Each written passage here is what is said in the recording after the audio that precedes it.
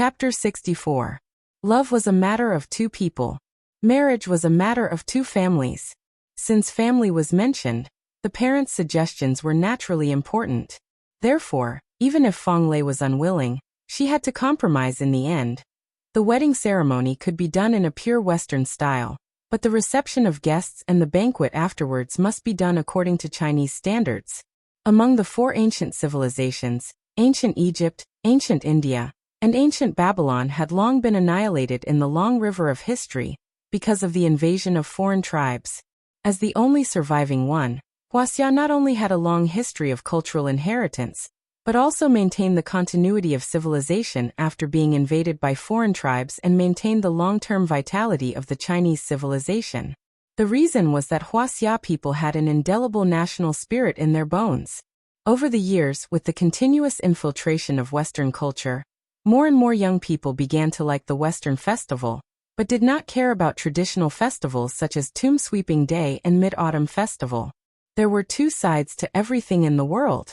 It was not necessarily wrong, and it was not unilateral to blame others for worshipping foreign things.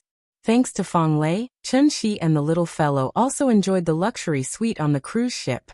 Although it was not as good as the five-star hotel they lived in May, it had a different experience. The little fellow was very excited. This was the first time she had been on a cruise ship and the first time she had attended someone's wedding. So in the middle of the night, she finally fell asleep under the comfort of Chen Shi. The next morning, because in Western culture, if the groom saw the wedding dress before the ceremony, it would be regarded as inauspicious, so Western weddings did not have the part of picking up the bride. Therefore, Fong Lei and her fiancé Wang Shiwu had been living on the cruise ship since last night, quietly waiting for the wedding to begin. Fong Lei's father was a college student in the 1980s. After graduation, he entered the state unit. Later, he caught up with the business boom in the 1990s, so he resolutely resigned from his position as a cadre of state-owned enterprises and came to Zhonghai alone to work hard. It took him decades to finally lay a large foundation. Fong Lei's father was highly educated and cultivated. He could be said to be the model of a generation of scholarly businessmen, so he was very popular in the circle of rich people in Zhonghai. Today was his only daughter's big day. So many rich and powerful people would come to support. Early in the morning, countless luxury cars appeared at the dock. Father Fong and Mother Fong both felt that the Western style was not desirable, so no matter how much Fong Lei complained, they were not moved. Instead, they changed into brand new formal attire early in the morning and stood at the dock to personally welcome every guest. When an ordinary family got married, they would usually arrange 30 to 40 tables. Some families would arrange 80 to 100 tables. However, for a wealthy family like the Fong family, who had a wide network of connections and friends all over the world, there would naturally be more guests. Due to the limited number of seats on the top deck, not everyone could get an invitation of the highest standard and go to the top deck to watch the ceremony. As for the guests who were unable to go to the top floor, they were arranged to stay on the lower deck and watch the live broadcast through the big screen. Guests arrived at the cruise ship one after another at 9 o'clock in the morning. Fong Qiu's father welcomed every guest with a smile. Suddenly, his assistant ran to his side and whispered to him, "Mr. Fong, the two Mr. Nings from the Ocean Group are here." "Oh? Old Ning is here too? Wasn't he in poor health recently?" Fong Qiu's father was a little surprised. He quickly looked in the direction his assistant was pointing and saw Ning Zhonghua in the crowd. Therefore, he immediately walked out from behind the reception area and laughed. "Old Ning, what a rare guest. Let's have a few drinks later." As he spoke, he walked up to Ning Zhonghua and gave him a warm hug. Some of the guests around did not know Ning Zhonghua, but after seeing Fong Qiu's father's action, they immediately paid attention and secretly observed Ning Zhonghua, wanting to remember him firmly in their hearts. After the hug, Ning Zhonghua immediately said with a smile, "Old Fong, you're treating me as an outsider. Your precious daughter is getting married, so of course I have to come and support her." "Hey, I heard that you were hospitalized some time ago, right? How are you? Are you feeling better?" "I'm fine. I'm in good health now."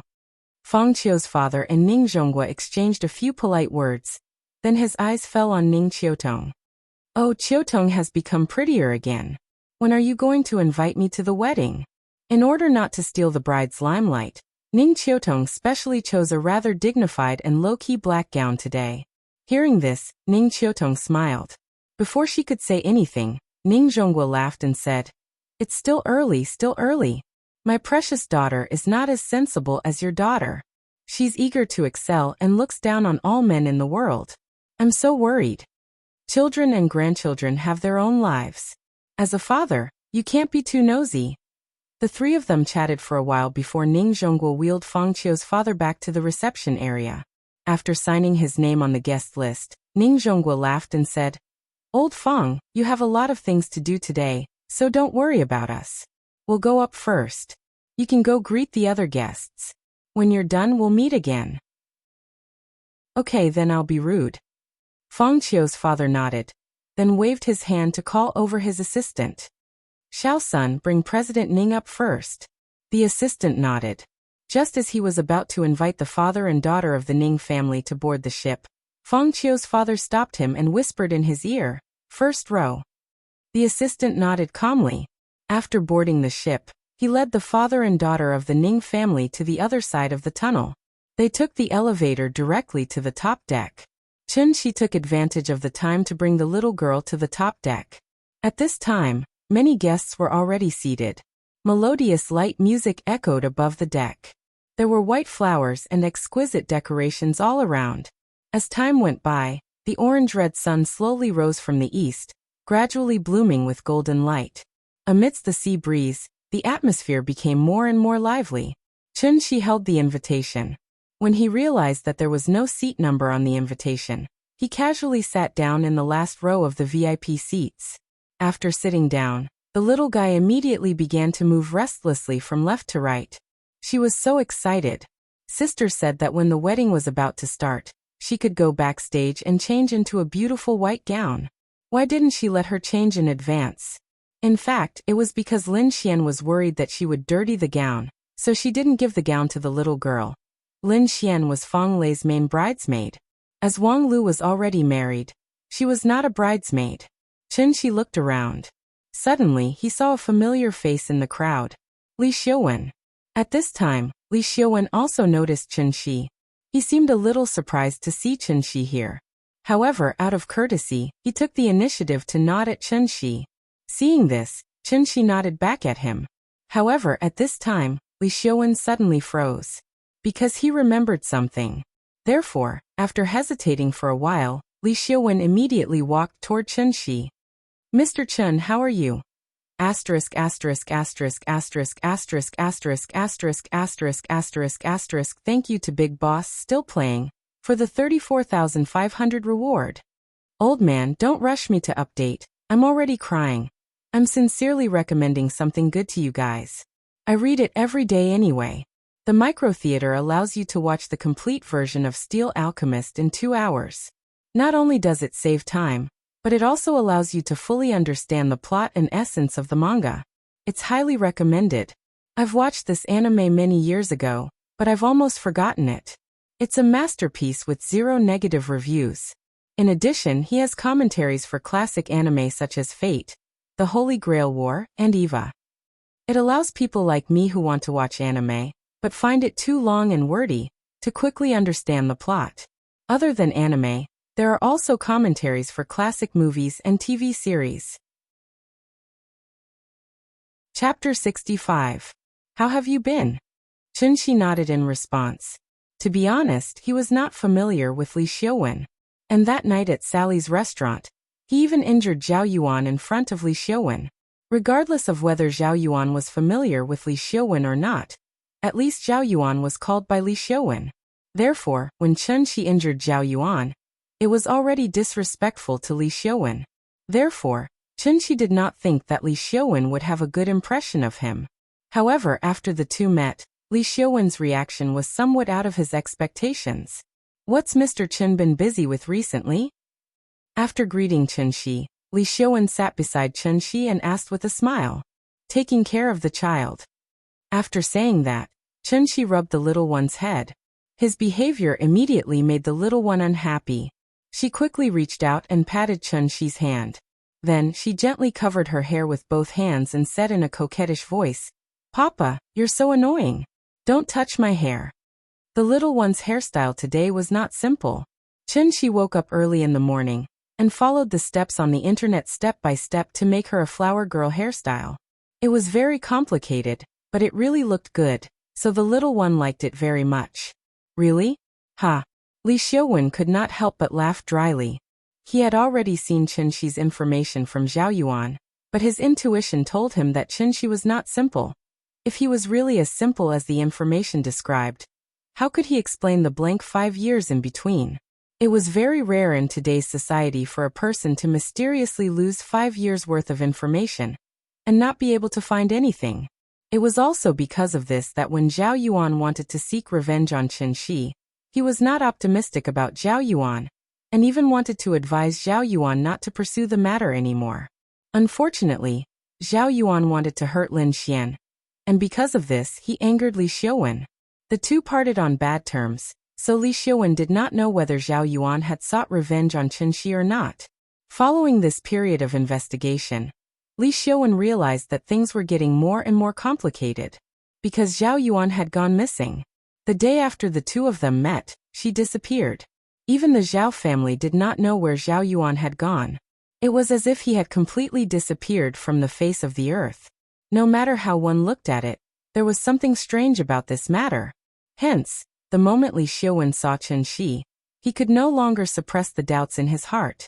He pretended to ask casually, "Oh, by the way, I wanted to ask you, did Zhao Yuan come to you again after that?"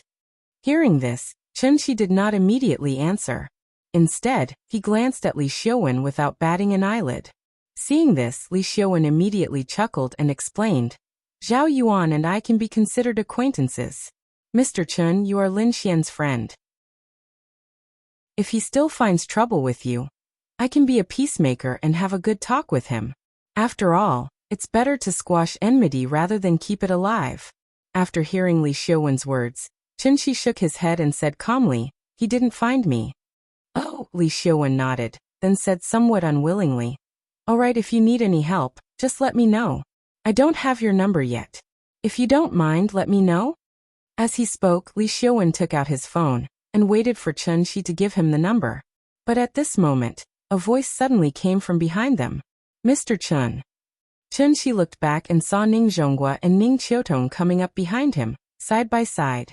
"Mr. Ning." "Haha, what a coincidence, Mr. Chun." Ning Zhonghua laughed as he came to Chun-Shi's side then sighed. "We are really fated to meet at someone else's wedding. This time I didn't arrange it on purpose." After saying this, Ning Zhonghua laughed loudly, as if meeting Chun-Shi here was something to be happy about. "Mr. Chun, hello." Ning Qiutong looked at Chun-Shi with a complicated expression, then lowered her head to greet him. She had already heard about Zhang Jiada from Ning Zhonghua, so she truly understood how powerful Chun-Shi was. Therefore, when she spoke, her tone and expression naturally carried a little bit of respect. Ning Zhonghua's sudden appearance caught Li Xiaowen off guard. They were all in the same circle, so how could he not know Ning Zhonghua and Ning Qiutong? He also had his own shipping company, but compared to the Ning family's ocean group, it was really a small business. Many of his company's orders were even leftovers from the ocean shipping group, and then they were casually outsourced to him. "Uncle Ning, Sister Ning, hello." After Ning Qiutong and Chun-Shi finished talking, Li Xiaowen quickly stood up and chose a very suitable time to appear in front of Ning Zhonghua. Ning Zhonghua seemed to have seen Li Xiaowen at this time. He turned his head and laughed. "Oh, it's Xiaowen? Where's your dad? Why don't I see him?" "My dad is still abroad, so I can only come on his behalf today." "Oh, okay." Ning Zhonghua nodded, as if he had no intention of talking to him in depth. Seeing this, Li Xiaowen could not help but feel anxious. Although the ocean shipping group had been handed over to Ning Qiutong, Ning Zhonghua's words still had a decisive effect. In fact, Li Xiaowen's relationship with the Ning family was quite deep. The reason why he was named as one of the top 10 youths in Zhonghai was mainly because of his shipping company. This company was built by him. And the reason why it developed so quickly was because of Ning Zhonghua's help. A small company with no qualifications, in just a few years, through the outsourcing of the ocean shipping group, became one of the top 10 shipping companies in Zhonghai. What did it rely on? It relied on face. It was his dad's face. Ning Qiutong looked down on Li Xiuwen because she felt that this person lived too superficially.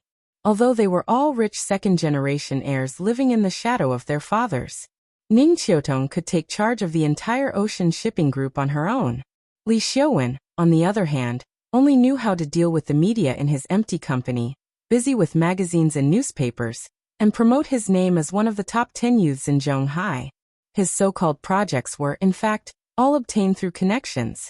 Therefore, after Ning Qiutong took charge of the ocean shipping group, she started to reduce the number of outsourced projects, intentionally or unintentionally, in the name of maximizing profits. This move made Li Xiuwen's life a little difficult, so he had already started to plan to wait for his dad to come back to China and bring him along to visit Ning Zhonghua. He did not expect to see Ning Zhonghua here today, so he was caught off guard. Li Xiuwen was still thinking of ways to strike up a conversation with Ning Zhonghua, but at this moment, Lin Xian, wearing a white off-shoulder bridesmaid dress, suddenly appeared.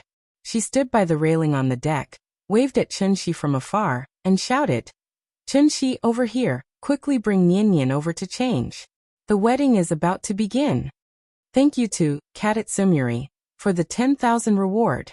Old man, don't rush me too much, really. Indeed, your urging can affect me.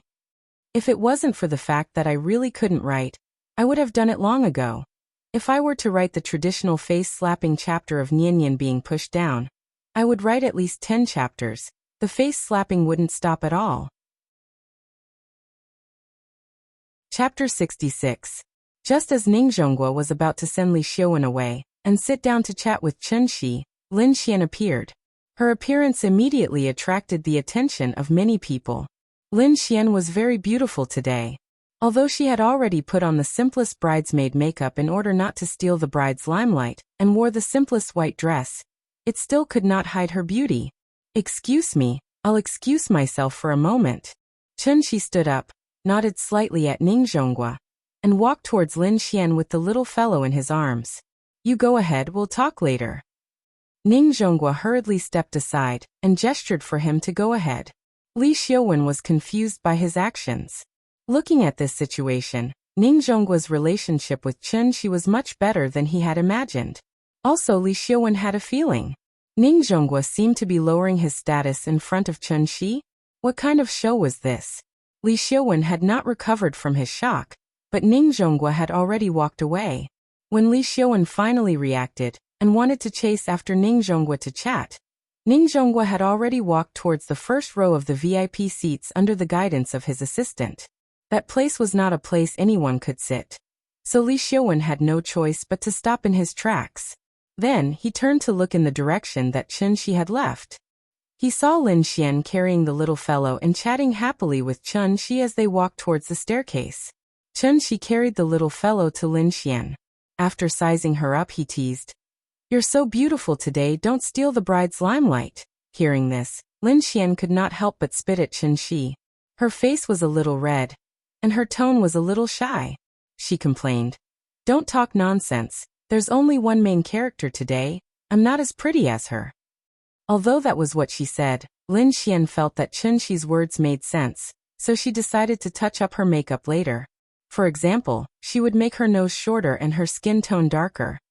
This was what a bridesmaid should do. Sister hug. This was the first time the little fellow had asked her to hug him, so Lin Xian was stunned for a moment, and then quickly took the little fellow from Chunxi's arms. After she hugged the little fellow immediately wrapped his arms around her neck and leaned his head on her snow-white shoulders. The reason why the little girl was so enthusiastic was actually not because of the little dress that belonged to her. Girls like beautiful things, even children were no exception. Was not an exception. So after wearing it once yesterday, the little fellow was completely mesmerized. Because Lin Xian was dressed as the main bridesmaid, when the guests saw her, they would stand to the side and make way for her. At the same time, they would smile and nod at her. The two of them walked side by side on the deck for a while. After seeing that there were not many people around, Lin Xian pretended to be nonchalant and asked, "Who was that woman in black?" Why do I feel like I've seen her before? Chunshi thought for a moment before realizing that she was referring to Ning Qiutong, so he introduced her. She's Ning Qiutong, Li Xiuan also knows her, so I guess you've seen her before. Hearing this, Lin Xian was silent. When she sent Chunshi home that day, she saw some things with her own eyes. In order to see the woman's face clearly, Lin Xian especially waited until the woman left before leaving. So she could not be wrong. The woman in the black dress was the woman who suddenly knelt in front of Chunshi that night. After thinking for a while, Lin Xian continued to ask, Li Xiuan's friends are not ordinary people. Didn't you just return to Zhonghai? How did you get to know them? Because of a misunderstanding, I became friends with his father, so I went to their house a few times. After hearing his words, Lin Xian secretly glanced at Chunshi. He was not telling the truth. But since Chunshi did not want to say, she naturally did not ask anymore. Thinking of this, she could not help but snort lightly, and then did not want to talk to Chunshi anymore. Carrying the little fellow, she quickly walked into a room around the corner. Wait here, I'll bring her to change. Okay. Bam. The sound of the door closing was a little loud. Chunshi did not seem to notice Lin Xian's strange behavior. After seeing her close the door, he stood by the railing and looked down at the scenery below. After waiting for a while, Lin Xian still had not come out, but the sound system on the cruise ship rang. The band on the top deck began to play. The string quartet performed a soothing and melodious classical music. After the guests on all levels of the cruise ship heard the music, they stopped the noise and sat quietly in their seats, waiting for the wedding to begin. About 10 minutes later, the cruise ship set sail with a deep and drawn-out whistle. The flower girl was not the bridesmaid, so the cuter the better. So when Lin Xian came out with the little fellow again, the little fellow had changed into a top Israeli wedding dress brand, Galia. Lahav custom-made white puffy gauze dress. She was wearing a pair of white princess shoes and a garland made of real flowers on her head. She looked like a little angel who had descended from the heavens to the mortal world. Nian Nian is so cute. Come, let daddy kiss you. Seeing his daughter's cute little face, Chunshi was suddenly overjoyed and quickly stepped forward to kiss her. However, the little fellow was now proud. Before Chunshi's mouth could get close to her, the little fellow pressed her forehead and pushed him away. She pouted and said with disgust, "No, Papa is annoying. You'll dirty me." After that, she buried her head in Lin Xian's shoulder again. Chunshi was a little speechless. He was actually disliked by his baby daughter. Stop it, the wedding is about to begin. Go back and sit down. I have to take Nian Nian to find Lei Lei. See you later. After that, Lin Xian took the little fellow to Feng Lei's room. Seeing this, Chunshi could only shrug helplessly and then walked toward the deck. The deck was packed with people, and the VIP seats had long been filled. Many children did not want to watch the broadcast, so they did not listen to the adults at all and ran to the top deck to see the live scene. Since they were guests, it was naturally impossible to chase them out of the top deck, so there were more and more people on the top deck. Chunshi didn't like to join in the crowd, but in order to take a few beautiful photos of the little girl as a souvenir, he had to apologize while trying his best to squeeze into the crowd.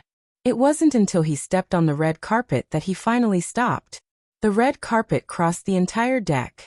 On one side was the flower arch of the wedding stage, and on the other side was the passage for the bride and groom. Suddenly, the music stopped. Then, a wedding officiant dressed as a priest slowly stepped on the red carpet and walked toward the wedding stage. After the priest finished his speech, the music started again. But this time, it was the wedding march that was playing. The groom, Wang Shiwu, slowly appeared at the end of the passage under the priest's introduction. After the groom stood on the stage, the best man and the bridesmaid walked up the passage one by one.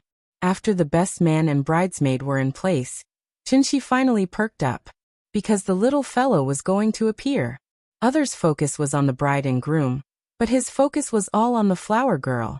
If he could, he would probably laugh out loud without hesitation. That's my daughter. This was the pride of a father. Thank you to Mosafanzi for the 10,000 reward. The first group number of this book, 5117933123. Chapter 67. Chun-Shi looked at the entrance of the passage nervously. Suddenly, the little girl appeared. She was like a cute little angel, wearing a white fluffy gauze dress, and suddenly appeared in front of everyone's eyes. The little girl's expression was a little nervous, and her little face was very tight. Perhaps she didn't expect there to be so many people here. This was the grandest occasion she had ever experienced in her life. The red carpet in front of her led to the wedding stage, and both sides were densely packed with people. The little girl was only a little more than a meter tall, so the adults on both sides were like two high palace walls, blocking all of her sight. As far as she could see, she could only see the other side of the stage from the end of the red carpet. Because there were too many people, she couldn't see where Papa was, and she couldn't help but feel more nervous. She thought this was a fun thing to do. But it wasn't until she stood here that she realized everything was different from what her sister said. Then the little girl's mind went blank because of nervousness. Whose child is this? So cute. That's right, if only my daughter was as beautiful as her. This young lady is truly a great beauty in the making. Look, our family is blushing when looking at this girl. Brat, how old are you? Chun-Shi stood in the crowd, listening to everyone talking about the little girl who suddenly appeared, and suddenly felt very proud. He slightly turned his body, hoping that the little girl could see him. But because there were too many people, the little girl didn't notice him. The little girl stood at the entrance of the passage for at least 5 seconds. At this time, a staff member of the wedding company quietly urged her behind. Nyan, go, just walk to the stage on the opposite side. The little girl tilted her head and glanced at the staff member. After taking a deep breath, she slowly took the first step. She sprinkled flowers every 3 steps, and before she reached the end, she had to sprinkle all the petals in the basket. This was her task. It sounded very simple, and during the rehearsal last night, she had easily walked through it twice.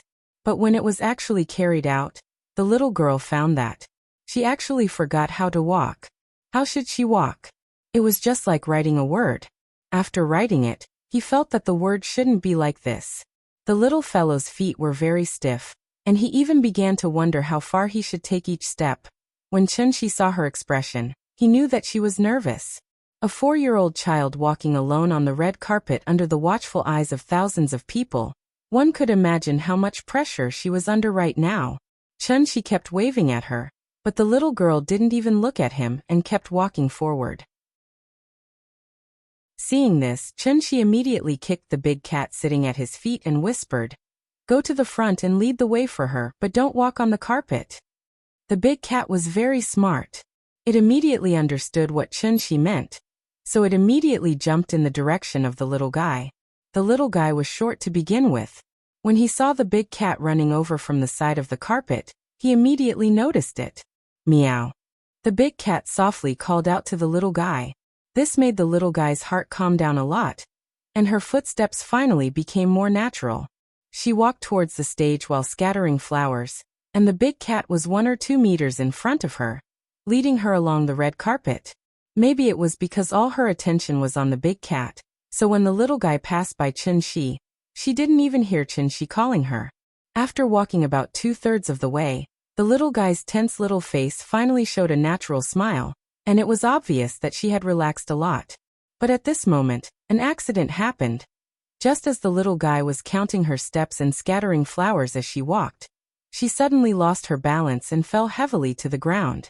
As if replaying the scene from yesterday, the way she fell was exactly the same as yesterday.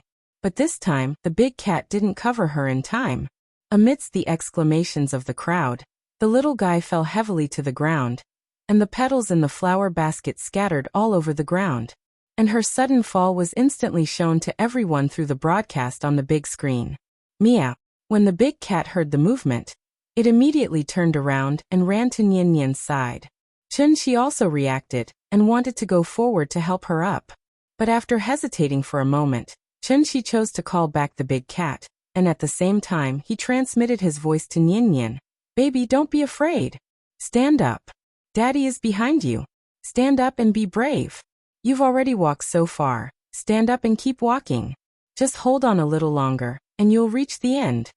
Perhaps it was because of Chun-Shi's voice transmission, the little guy finally came back to his senses. She quickly got up from the ground and picked up the flower basket again. Under the accompaniment of the music, she continued to walk toward the stage not far away. Although this fall didn't hurt her skin, it did hurt a little. So the little guy could only limp towards the stage. At this time, Lin Xian also walked to the bottom of the stage, stood at the end of the red carpet, and opened his hands to wait for her arrival. But unfortunately, she hadn't finished walking, but there were no more petals in the flower basket. The little guy remembered her mission, so even if there were no more petals, she still made the gesture of sprinkling the flowers. Although it was only air that was sprinkled, as she walked, the little guy's tears suddenly fell. Just like that, she silently walked on the red carpet while crying. The cameraman was very smart. After the little guy fell, he immediately moved the camera to the bride, who was about to appear at the end of the aisle. Finally, Nian walked to the front of the stage. Lin Xian hugged her, then carried her around to the temporary lounge behind the stage. The moment they left, the crowd on the deck suddenly burst into loud cheers. The bride appeared, and the scene of her falling, no one seemed to have seen at all. In the lounge, Lin Xian put the little guy on a chair, then gently wiped away her tears. "Baby, does it hurt? Don't cry, it's okay."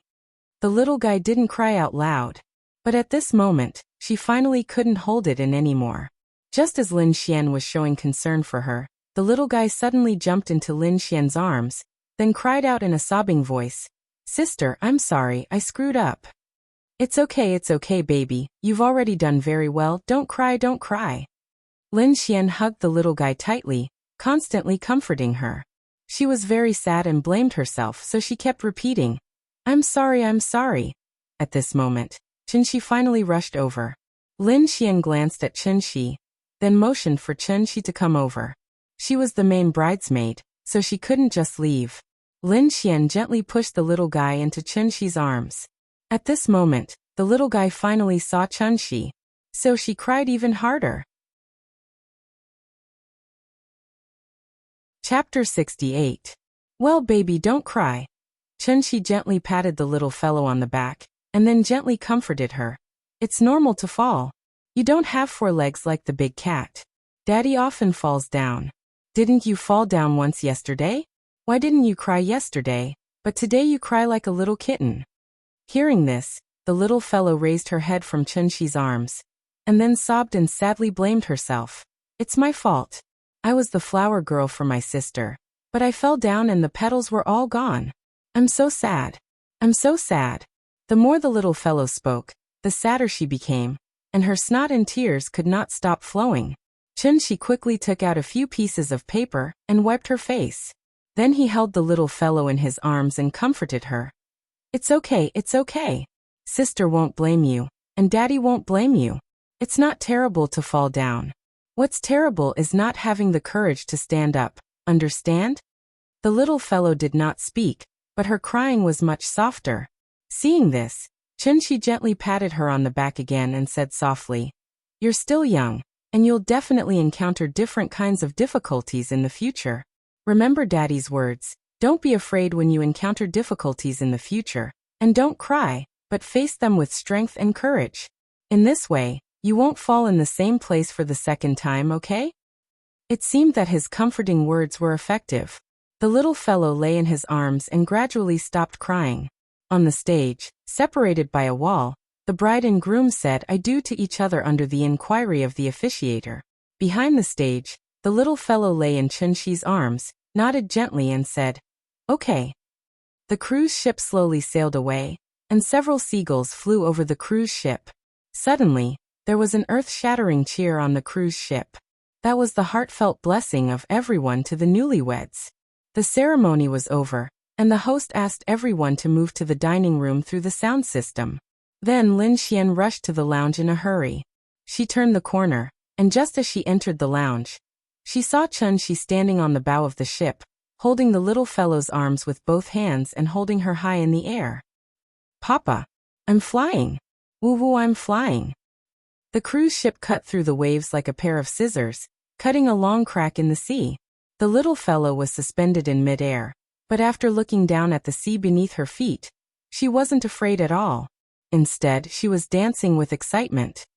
Chunxi, what are you doing? Seeing this scene, Lin Xian was scared out of her wits. She hurriedly ran to Chunxi's side to take the little guy. What kind of father are you? Do you know how dangerous this is? This was a cruise ship. If you fall down, you'll immediately be smashed to pieces. After hugging the little fellow tightly in his arms, Lin Xian glanced below the bow with lingering fear. Then he gave Chunxi a fierce kick. But Chunxi's leg felt like it was made of iron, and her high heels were already squeezing her toes tightly. This bump caused her foot to hurt like hell. Therefore she couldn't help but curse angrily. F***ck. Chunxi looked at her helplessly. Just as he was about to explain, Lin Xian had already carried the little fellow and walked quickly to the restaurant.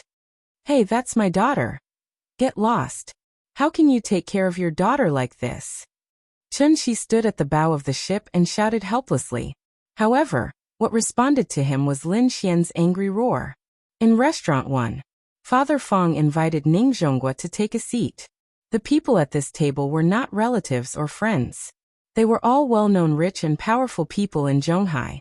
Ning Zhonghua exchanged a few pleasantries with Father Fong, then greeted some of his acquaintances who were already at the table.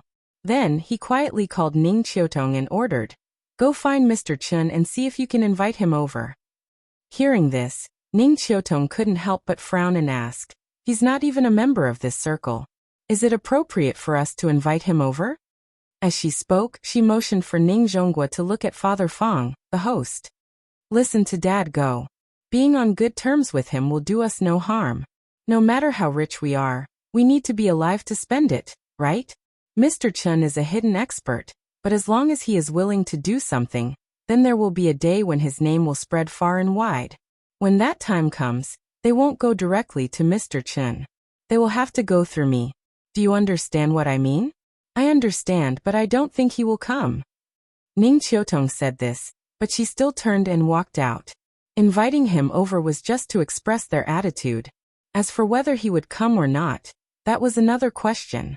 Ning Qiutong walked slowly from the deepest part of the venue to the door, carefully scanning the guests at each table. Finally, she found Chunxi in a corner. Lin Xian was the main bridesmaid, so after carrying the little girl into the dining room, she had to return the little girl to Chunxi. Then, she changed into the toast dress with Fong Lei. Chunxi's table was very interesting. It seemed to be a table for women and children. At the 12 tables he was the only man. The others were all women and children. Ning Qiutong stood not far away, listening to Chunxi and a few women talking about children's education. She couldn't help but feel a little absent-minded. 100,000 yuan was not even enough for her to buy a bag. It was also because of this 100,000 yuan that she almost killed Ning Zhonghua. Therefore, after this incident, Ning Qiutong's personality changed a lot. In the past, she was the female president who had just taken charge of the Ocean Group. Her whole body exuded a sharp aura, like a sharp blade. Her imposing manner was enough to make everyone unconsciously bow their heads in front of her. She always meant what she said. As long as she made a judgment, she would absolutely believe in her own judgment. It wasn't until that day, when she helplessly knelt in front of Chunxi, that she finally realized where she had gone wrong.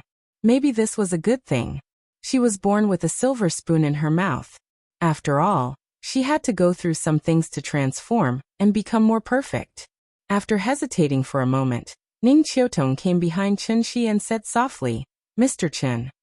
Chunxi looked back and saw that it was Ning Qiutong, so he asked, "Miss Ning, what's the matter?" "My father wants to invite you to his table. Do you think it's okay?" Ning Qiutong pointed to the deepest part of the venue. Seeing this, Chunxi immediately shook his head and said politely, "No, it's okay. I have a child here, so it's not that troublesome." "Me. Okay, take your time." After Chunxi rejected her, Ning Qiutong didn't say anything more. She nodded at him gently and went back. After Ning Qiutong left, a woman next to Chunxi asked with a smirk, "Young man, who's that girl? She's pretty." "A friend." Chunxi replied politely. "A friend? You have such a beautiful female friend?" The woman didn't seem to believe it. Before Chunxi had time to explain, she said with a smirk, That bridesmaid is also your friend, right? TSK, young people these days are amazing. Her words, which were full of meaning, immediately caused the other big sisters at the table to laugh. Seeing this, Chunshi could only smile and say, she's really a friend. Don't tell me you all think that there's no such thing as a simple friendship between a man and a woman? No. Hearing this, the big sisters immediately replied in unison. You guys are so shallow. After saying this, Chunshi also laughed with them. The women were just joking, so Chunshi didn't take it to heart. Because in reality, his relationship with Ning Qiutong could not even be considered as a friend. Chapter 69. During lunch, Chunshi talked with several older sisters about how to educate children, which gave Chunshi a lot of inspiration. For example, don't hold the child all the time, and let her walk around more. Children must walk more, and walking is good for joint development. At the same time, exercise will also increase the child's lung capacity. The stronger the respiratory organ, the stronger the vitality naturally. In addition, more sun exposure to prevent osteoporosis, which is conducive to the healthy growth of children. Although there was Chunshi, and Nianyan's body absolutely could not have any problems, the older sister's advice was still very pertinent. These older sisters were also experienced. In just the time it took to eat a meal, they could see how much Chunshi doted on the little guy, so they earnestly advised him to learn how to properly refuse. It was good to spoil his daughter, but he couldn't spoil her too much. Blindly spoiling and doting would harm the child. The cruise ship was still in the process of cruising, and would not return until dinner. So after lunch, Chunshi took the little fellow back to the suite, and let the big cat play hide-and-seek with the little fellow in the room.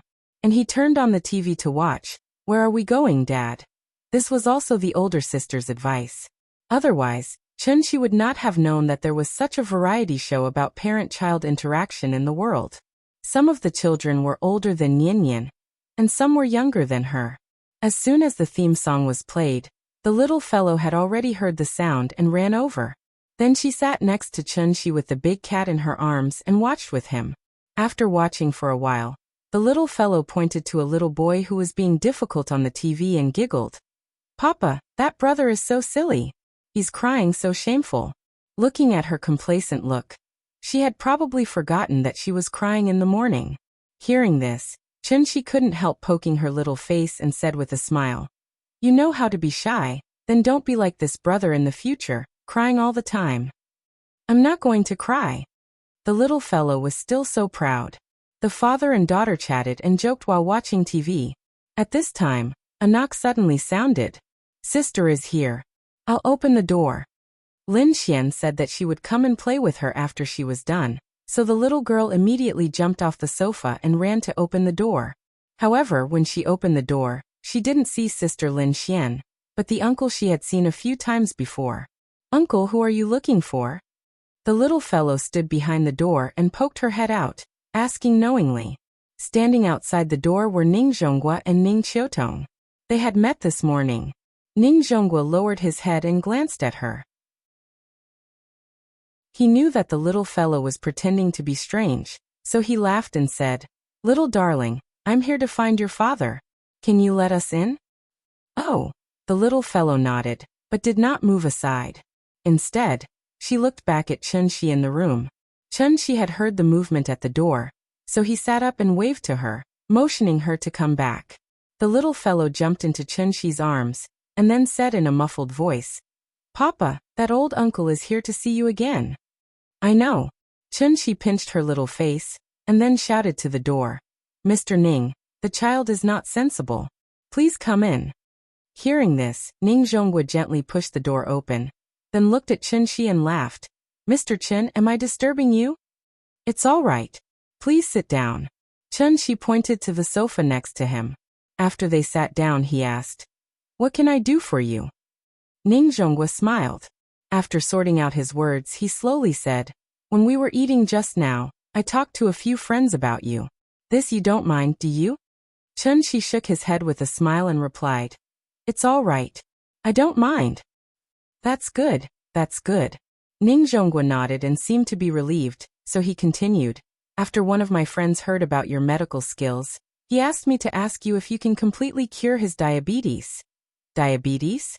Hearing this, Chunshi couldn't help but feel a little dumbfounded. He suddenly knew that Ning Zhonghua had bragged about his magical skills outside. It can't be cured? Ning Zhonghua carefully probed. It can be cured. Chunshi nodded. After glancing at Ning Zhonghua, an idea popped up in his mind. So he slowly said, diabetes is not a terminal disease.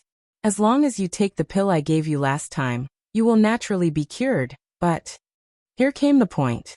Seeing this, Ning Zhonghua immediately leaned forward slightly, looking like he was all ears. Chunshi raised a finger and smiled. 1 million per pill, and the actual effect is not as good as the one you took before. Some difficult diseases may require a few more pills. After saying this, he looked at Ning Qiutong thoughtfully. Of course, Ning Qiutong knew why Chunshi was looking at her. So her whole pretty face immediately blushed. She was a little embarrassed and quickly said, I'm sorry, Mr. Chen. I really didn't recognize you before. Don't say any more, it's all in the past. Chunshi smiled and interrupted her, then continued to say to Ning Zhonghua, there are a few diseases that my pills can't cure. In Chinese medicine, I can't cure the 4 major syndromes of wind, tuberculosis, and diarrhea. In Western medicine, I can't cure AIDS, cancer, leukemia, rheumatoid arthritis, and amyotrophic lateral sclerosis, which are listed as the world's 5 most difficult diseases in the world by the World Health Organization. As for other diseases such as diabetes and cirrhosis, if you take a few more pills, you can slowly recover. In fact, it was not that he couldn't cure these so-called terminal diseases, but that they were too troublesome. These terminal diseases either involved cellular lesions or the central nervous system. If he wanted to cure them completely, in addition to taking immortal medicine, Chunshi also had to use his true essence to carefully comb the patient's body. For the current him, the burden and consumption were a little too great. After listening to Chunshi's words, Ning Zhonghua nodded repeatedly and said, Yes, Mr. Chen, 1 pill from you can guarantee that the disease will be cured. It's 10,000 times better than going to the hospital and constantly tormenting. That's it. Come to me the day after tomorrow, and I'll give you 10 pills first. Okay, then we won't bother you. Take a seat. After Ning Zhonghua and Ning Qiutong gently closed the door and left, the little fellow came to Chunshi and asked in a sweet voice, Papa, can you cure diseases? Of course, didn't Papa just cure you yesterday? Chapter 70. After Ning Zhonghua left, the little fellow jumped into Chunshi's arms again, and then continued to watch where Daddy went with Chunshi. The little fellow watched where Daddy went, but her focus was different from Chunshi's. What she liked was the strange scenery and games, while Chunshi watched the interaction between the cute girl and Daddy. After watching the first episode, Chunshi wanted to show her the second episode, but the little fellow didn't want to watch it anymore. Instead, she leaned her little head forward and said to Chunshi expectantly, Papa, I also want to play 123 Wooden Man. Okay, Daddy will play with you. Chunshi touched her little head, and then stood up with her in his arms. In fact, games like hide and seek and 123 Wooden Man were more fun with more people. Chunshi thought for a moment, and asked the big cat to play with him. So, the little fellow leaned against the wall and counted. Chunshi and the big cat stood behind her, and moved toward her like snails. 1, 2, 3 Wooden Man.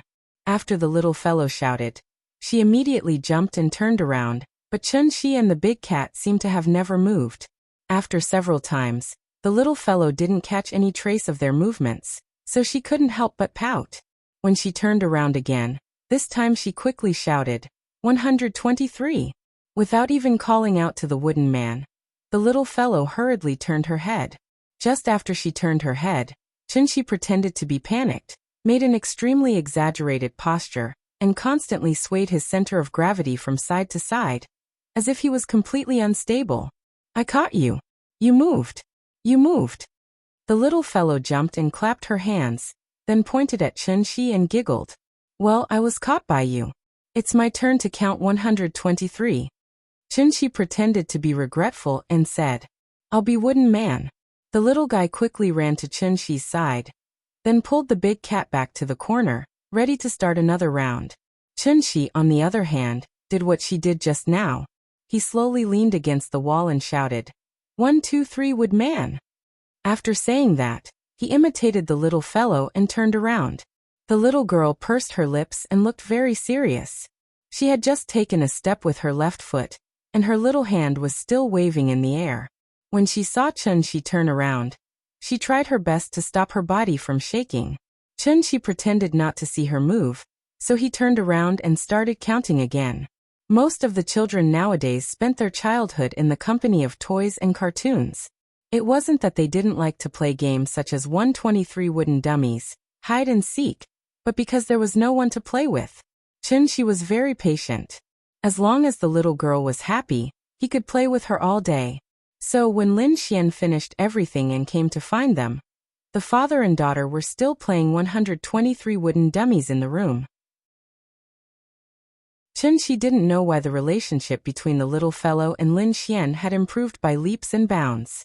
Lin Xian was just an ordinary big sister in the eyes of the little fellow, but after attending Fang Lei's wedding, the little fellow began to like Lin Xian very much. So when she heard the knock on the door, she ran to open it excitedly. This time, it was Lin Xian standing outside the door. When Lin Xian saw that she was sweating profusely, her first reaction was to take her to the bathroom and wash her face with a hot towel. What are you playing? Are you having so much fun? 123 wooden dummies. It's so fun. After Lin Xian washed her face, the little fellow's whole face was still red, looking like a ripe apple. Have you been playing for a long time? Are you tired? Tired. But it's fun. Lin Xian gently tapped the tip of her little nose, then carried her out of the bathroom. Drink some water. Children need to drink more water. After pouring a glass of water for the little fellow and letting her gulp it down, Lin Xian looked at Chunshi and praised. When a man takes care of a child, not many are as patient as you. Hearing this, Chunshi suddenly smiled and said, This is my daughter. If I don't have patience for her, who will? Lin Xian smiled and didn't say anything. Then she took the bouquet she brought and handed it to the little fellow. Big sister brought you a bouquet of flowers. Do you like it? I like it. It's so beautiful. It smells so good. The little fellow took the bouquet and smelled it, then suddenly smiled happily. She had seen this bouquet yesterday, but Lin Xian didn't allow her to touch it. She didn't expect that she would give it to her today. At this time, Chunshi said thoughtfully, This is the bride's bouquet, right?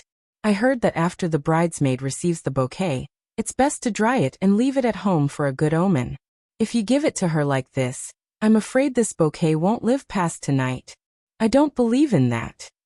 Lin Xian shook her head and pinched the little fellow's little face, then looked at Chunshi thoughtfully and said, Happiness isn't given by others, it's fought for by oneself. That's insightful. Chunshi gave her a thumbs up, then continued to smile and said, Yesterday I heard from Fang Lei that you seem to have been single all this time? Since happiness is fought for by oneself, why don't you fight for it? This woman is an old lady after 28. She can't be single forever, right? Hearing this, Lin Xian's expression changed, as if she was a little angry. It's none of your business. Her voice wasn't loud, and after she finished speaking, she turned her head and played with the little fellow. It seemed that she didn't want to talk to Chunshi anymore.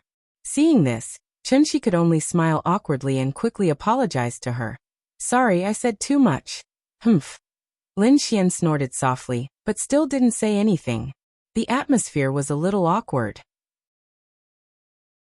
Chunshi looked at the TV and didn't dare to say anything more.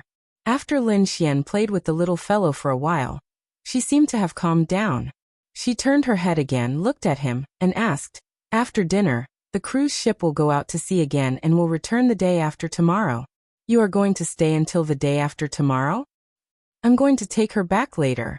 We've been out for a few days, it's almost time to go back to kindergarten. Lin Xian was stunned for a moment, as if she didn't expect them to leave so soon, so she immediately became a little anxious and said quickly, It's rare to have such an opportunity. Why don't you stay for a few more days? Now the country is advocating to reduce the burden. The child is only 4 years old. There's no need to send her to kindergarten in such a hurry, right? Chunshi was choked by her words. After thinking about it, he replied seriously, I mainly want her to develop a habit. She's more than 4 years old, so the sooner she gets used to the school environment, the faster she can adapt to primary school in the future. But there's no need to rush in these 2 days, right? She's only 4 years old. You're suppressing a child's nature. Besides, she's only in the middle class, right? Most of the time she goes to kindergarten, she's just playing with the teacher. After saying that, Lin Xian looked at the little fellow and asked, Nian Nian, do you want to play on the cruise ship for 2 more days? Sister will take you to the children's park. You haven't been there yet, right? I want to go. I want to go to the children's park. When it came to playing, the little fellow immediately became excited and wanted to stand up with a bouquet of flowers. Lin Xian hugged the little fellow and glanced at Chen Shi as if to show off. Seeing this, Chen Shi could only shake his head and smile bitterly. I only applied for 7 days of leave from the teacher. Today is already the 7th day. Give me the phone, I'll talk to the teacher. Chapter 71. Papa, Papa, where are we going? I'm not afraid of anything as long as you're here. The little fellow stood on the sofa, clapped her hands excitedly, and then sang along with the music on Lin Xian's mobile phone. However, after the little fellow finished singing, Chen Shi didn't continue singing, so she was immediately unhappy. She stood on the sofa and stomped her feet, and then said loudly, Papa, you don't want to play with me anymore. Hearing this, Chen Shi smiled bitterly and said quickly, Okay, let's sing again. Papa will sing with you. She had sung 5 times, and she could only sing 2 lines each time, but she still enjoyed it. It wasn't that Chen Shi couldn't sing. With his control over his body, it was a simple matter for him to sing well. However, he always felt a little embarrassed, especially when Big Cat and Lin Xian were also listening. It felt weird. At this time, Lin Xian also paused the music. She played the music again, and then shouted to Chen Shi, It's a good thing that the child is willing to learn to sing. You should cooperate with her. Okay, I'm wrong. Let's sing again. Papa will sing with you. The prelude sounded. The little fellow didn't learn English, so she didn't know what they were talking about. The main song was not as catchy as the chorus, so she couldn't remember it after listening to it several times. She could only muddle through with it. Finally, the chorus came. Before the music on the mobile phone started, the little fellow was already shouting, Papa, Papa, where are we going? After singing this sentence, the little fellow realized that she couldn't keep up with the beat. After a pause, she finally caught up with the rhythm, waved her little hands and shouted, I'm not afraid of anything. After singing, the little fellow looked at Chen Shi with some expectation. Baby, I'm your big tree. I'll accompany you to watch the sunrise for the rest of my life. Chen Shi caught it accurately, which made the little guy immediately jump from the sofa happily, and then directly rushed into Chen Shi's arms. Daddy, where are we going? Hee. The song Where Are You Going, Daddy played on a loop. After singing a few more times, under the organization of the little fellow, the game of 123 wooden men started again. But this time, there were 3 wooden men. It was time for dinner. The little girl walked in the middle, holding Chen Shi's hand in one hand and Lin Xian's hand in the other. From time to time, she would suddenly lift her legs and let them carry her. After they walked into the restaurant, they randomly chose a table and sat down. The little girl was still singing, Where's Daddy? At this time, Wang Lu, who was not far away, noticed them. She quickly used her elbow to lightly nudge Li Xiaowen beside her, indicating for him to look over there. After watching for a while, Li Xiaowen's expression became uglier and uglier. Lin Xian and Chen Shi have known each other for a long time. The relationship between them has always been very good. Wang Lu saw his expression and immediately knew what he was thinking, so she quickly said, Why don't we go over and say hello? Let's go. Hearing this, Li Xiaowen immediately got up and walked over. Wang Lu quickly carried her bag and followed behind him. Xian, Mr. Chen, you don't mind, right? As Li Xiaowen spoke, he pointed to the seat next to Lin Xian. Because it was just dinner time, many guests had not yet arrived at the restaurant, so Chen Shi's table was completely empty. Lin Xian's attitude towards Li Xiaowen was still the same as before. After slightly raising her head to look at him, Lin Xian acted as if nothing had happened. She lowered her head again and continued to play with the little fellow. Chun-Shi saw that Li Xiaowen was embarrassed, so he nodded at him and said politely, "We're also here to freeload. Please go ahead." At this time, Wang Lu acted as if she had just seen Lin Xian. She immediately stood up from behind Li Xiaowen and ran directly behind Lin Xian. She leaned over and hugged her from behind. "Xian, why didn't I see you when I came in this morning? Do you know how beautiful you are today? You almost stole Leilei's limelight."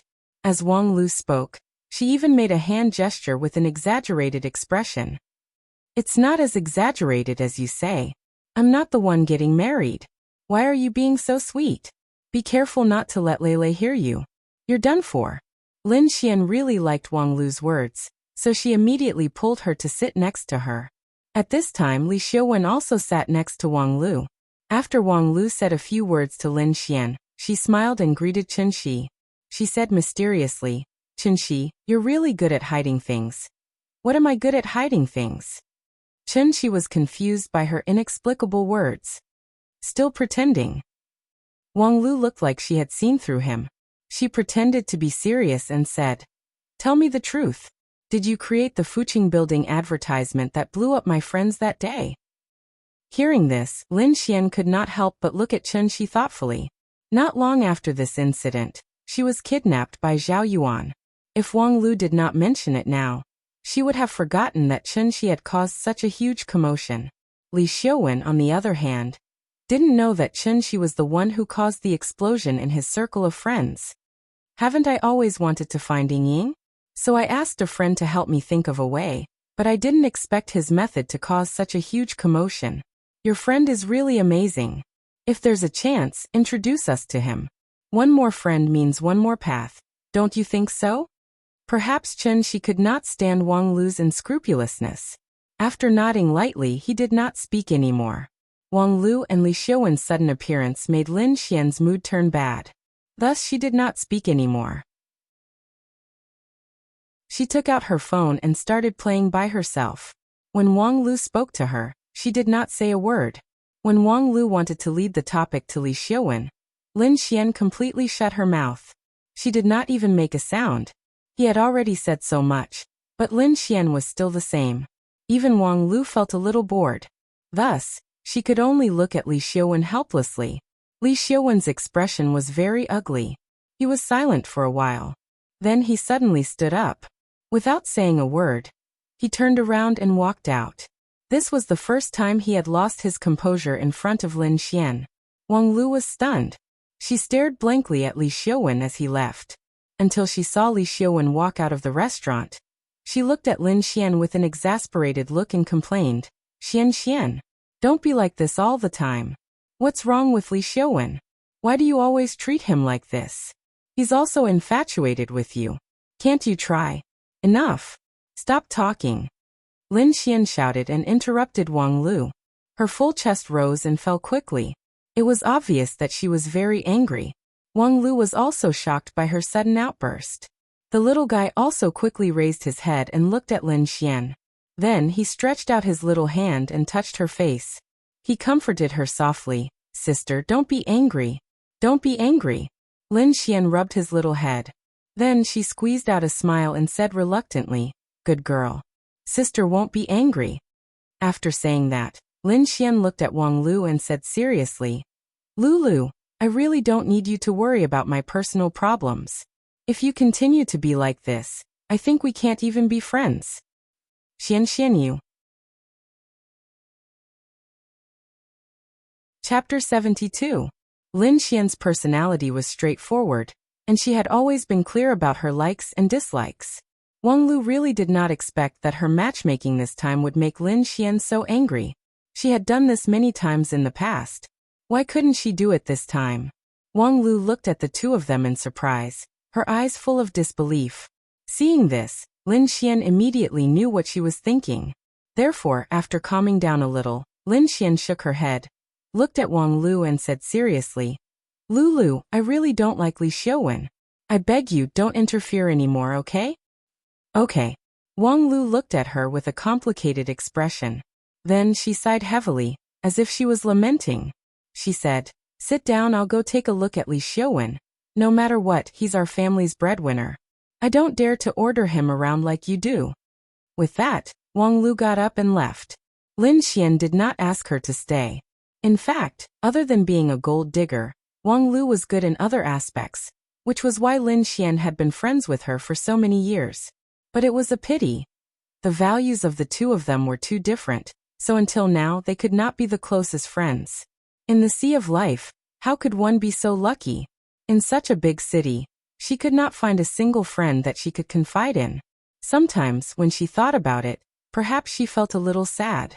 After Wang Lu left, Lin Xian looked at the table in front of her with unfocused eyes, and no one knew what she was thinking. Chen Shi waited for a while, and seeing that she was not in a good state, he asked softly, "What's wrong?" After hearing Chen Shi's voice, Lin Xian seemed to have been woken up from a dream. She shook her head and said with a smile, "Nothing." "Okay." Seeing that she had something on her mind, Chen Shi motioned for the little guy to come over, and prepared to let Lin Xian be alone. The little guy climbed from Lin Xian's lap to Chen Shi's lap. At this moment, Lin Xian suddenly said faintly, "Chen Shi." "Ah." Chen Shi held the little fellow in his arms and motioned for her to sit still. Then he asked, "What's wrong?" Lin Xian hesitated for a moment before asking in a seemingly casual manner, "Do you have any plans after this?" "What arrangement? I mean, other than taking care of the children, what other plans do you have for the future?" "Oh, I found out that the last time Yingying was seen was in Shangjing, so I'll be going to Shangjing soon. But I can't decide when and how long I'll be there. We'll talk about it when the time comes." "You want to find her?" "Yes." At this point, Chen Shi even gently patted the little fellows, but before he smiled and said, "If it wasn't for this little fellow, I would definitely have gone long ago." Hearing this, Lin Xian couldn't help but ask anxiously, "There's no news of her at all. How are you going to find her?" "I'll take my time to find her. Information and clues are all obtained through exploration. It's not something that can be found by waiting here every day." "Then what about the child? You're going to find her. You can't take the child with you on the streets every day, right?" "That's why I said I'm not sure." Chen Shi glanced at Lin Xian and said matter-of-factly, "The child is already so old. I just came back. Of course, I have to spend some time with her first. As for when we'll go to Shangjing, we'll talk about it after a while. When the time comes, I'll take Nian with me. We'll walk slowly and look carefully. Just treat it as a vacation." After hearing this, Lin Xian fell silent. After a while, she asked softly, "What if you can't find her?" After saying this, Lin Xian was stunned for a moment. Then she panicked and quickly said, "But sorry, I jinxed it. I believe that you'll definitely find Yingying." "Then I'll count on your auspicious words." Chen Shi chuckled, as if he didn't notice Lin Xian's strangeness. The cruise ship went to sea again. More than half of the guests didn't leave. After all, a cruise ship trip was quite a rare thing. If they could play for free, of course they would enjoy it to their heart's content. Because the voyage was too short, the cruise ship could only cruise on the sea. There was no way to take them to experience the exotic scenery. But fortunately, there were many entertainment facilities on the cruise ship, so the guests could basically enjoy themselves to their heart's content. After the wedding, Lin Xian completely lost her role as the bridesmaid, so she simply moved to the room next to Chen Shi's and played with the little guy all day long. From the children's park to the swimming pool, and then to the bowling alley. The little guy played the children's bowling ball for a while, and felt a little dissatisfied, so he wanted to play the standard track. However, even the lightest bowling ball weighed 6 to 7 caddies. She huffed and puffed with great effort before she could lift it up. After she threw it out, the ball immediately fell into the side of the bowling alley. Even lifting the ball was a problem, let alone hitting the bowling pins. Lin Xian let her try a few times. She was afraid that the ball would hit her feet, so she coaxed her out of the bowling alley. In the evening, Lin Xian took him to the top deck to eat barbecue. The little guy pointed to the moon on the sea and sang loudly, "Where is Daddy going?" which immediately attracted the praise of the people around. Several children at the next table even sang with the little guy.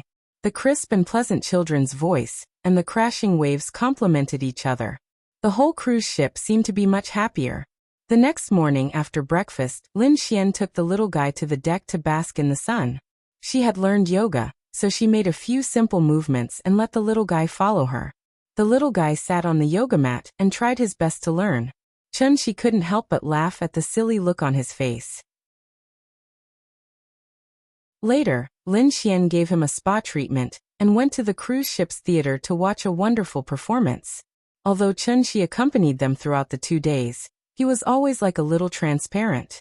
Lin Xian rushed to do everything, which directly led to the little guy's first reaction now was not to call her Papa, but to call her big sister. This also made Chun-Shi feel a little unaccustomed. The little guy seemed to like Lin Xian more and more. Maybe this was the difference between a man and a woman taking care of a child. After all, women were more attentive than men, and it was easier to win the child's favor. However, happy times were always short. Finally, the cruise ship returned to the port, and it was time for this trip to come to an end. On the dock, until Chun-Shi got into the taxi, the little guy reluctantly let go of Lin Xian's hand. "Goodbye, big sister. I'll miss you." The little guy waved her hand vigorously, as well-behaved as when she said goodbye to her grandmother. "Goodbye, baby. I'll come to see you when I'm free." Okay. The car started.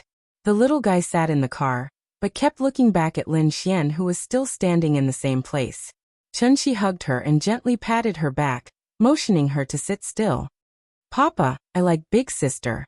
The little guy laughed and gave Lin Xian the highest praise.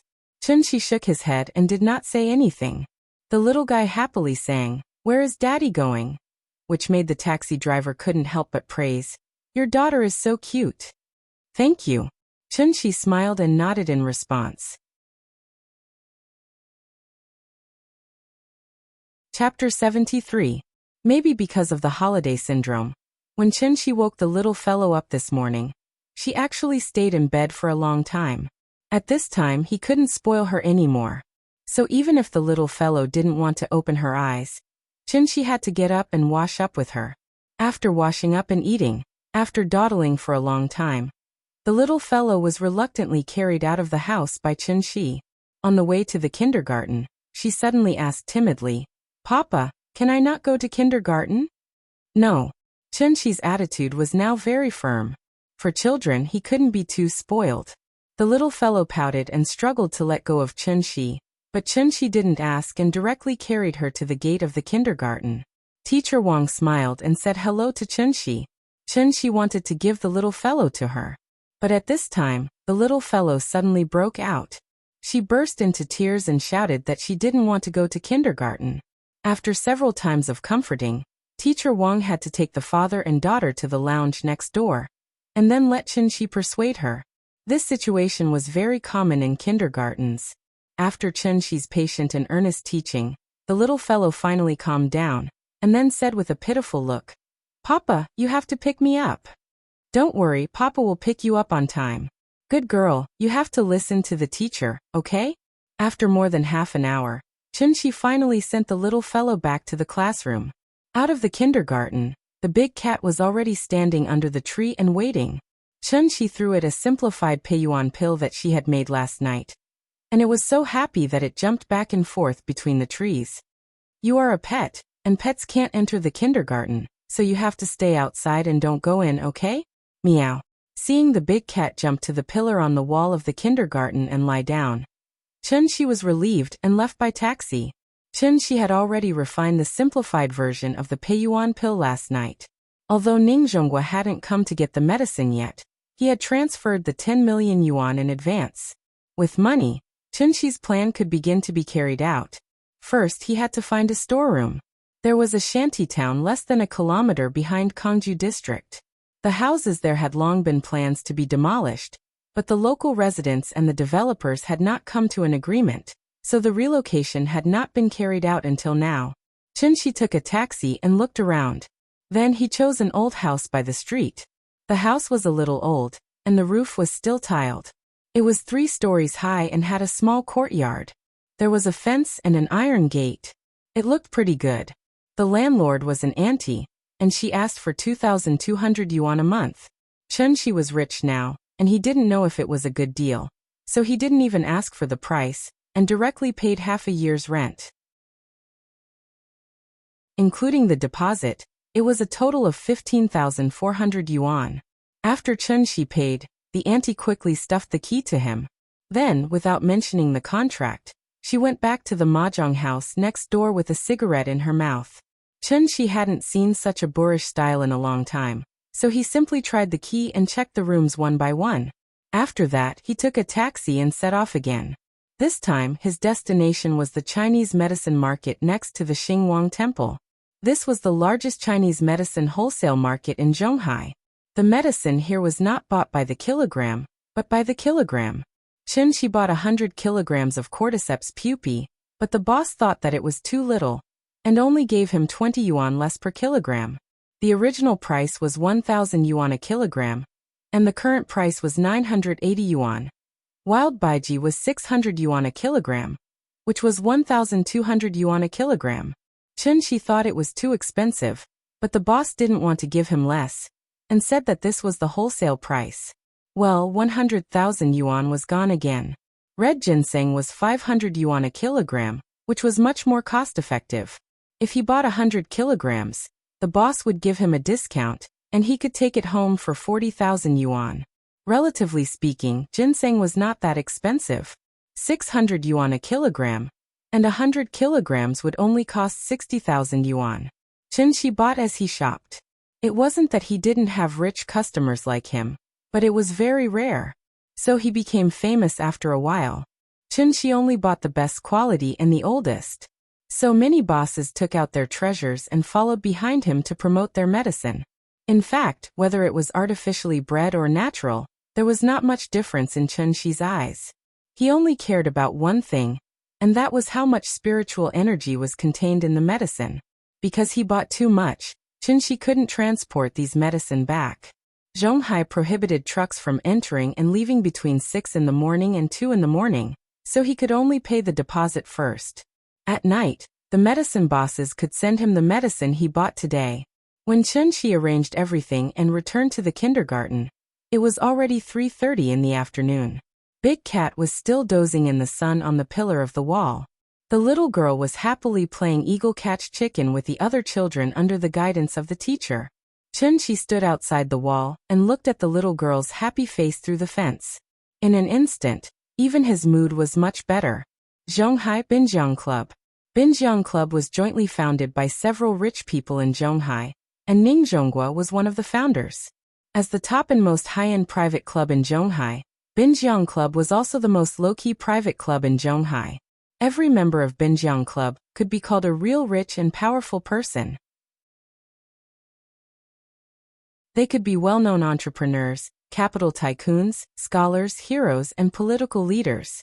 In short, this was an elite gathering point composed of political celebrities, business celebrities, cultural celebrities, and social celebrities. Binjiang Club was famous for its jianghu.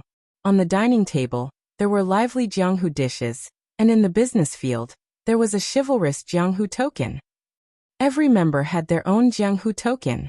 If the holder of the jianghu token was in any emergency, as long as the token was shown, the chairman had the obligation to convene a hero assembly, to organize all members to discuss countermeasures and help the holder through the crisis.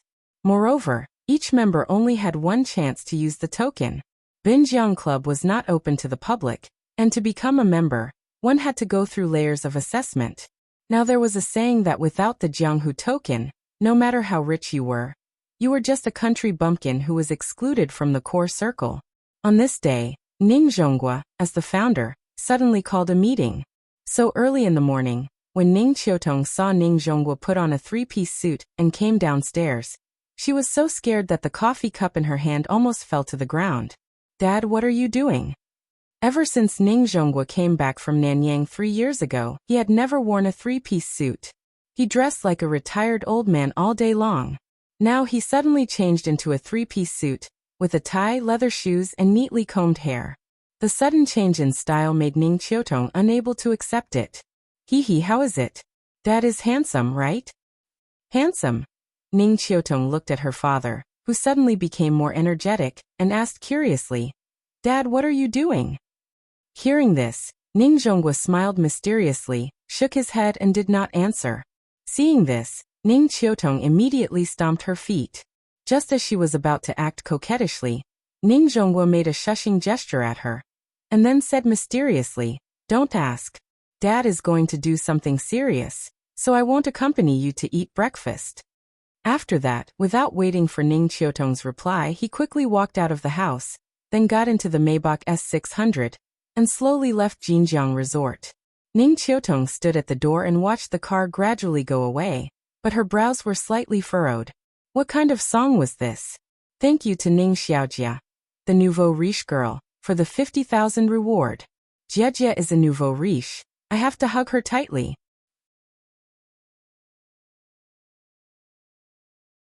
Chapter 74. At this point, the basic structure of the book has been formed, so I'll make my attitude clear. From now on, I won't answer any questions about the plot. I only have one sentence. If you think it's good, then read it. If it's not good, then leave.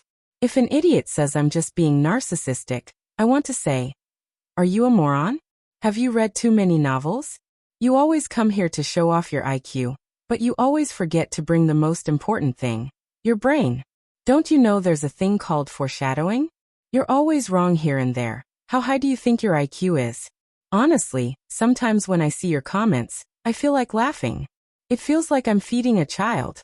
I have to explain things clearly to him so that he can understand what I mean. I don't want to write a running account, and I don't want to write a face for each character. You say it's not reasonable.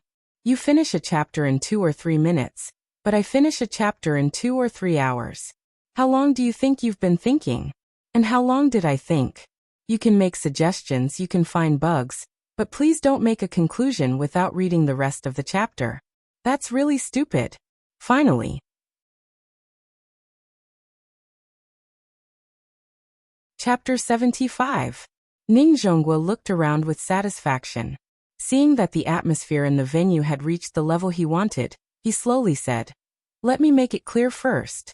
Although this medicine can cure all diseases, it can't change one's fate.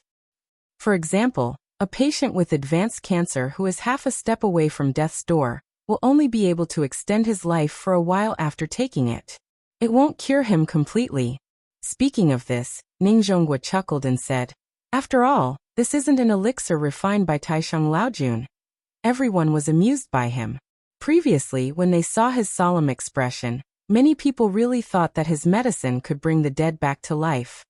In short, no matter what illness you have, as long as it hasn't deteriorated to the middle or late stage, your condition will naturally improve after taking this pill. This is a rare opportunity, so I suggest that everyone here should think about it carefully. After all, the youngest among us should be above 45 years old. Money can be earned again, but you only have one life. Even if you're healthy and don't get sick at all, you can buy it and keep it as insurance, right? After that, Ning Zhonghua stood quietly on the stage, giving all the members time to think.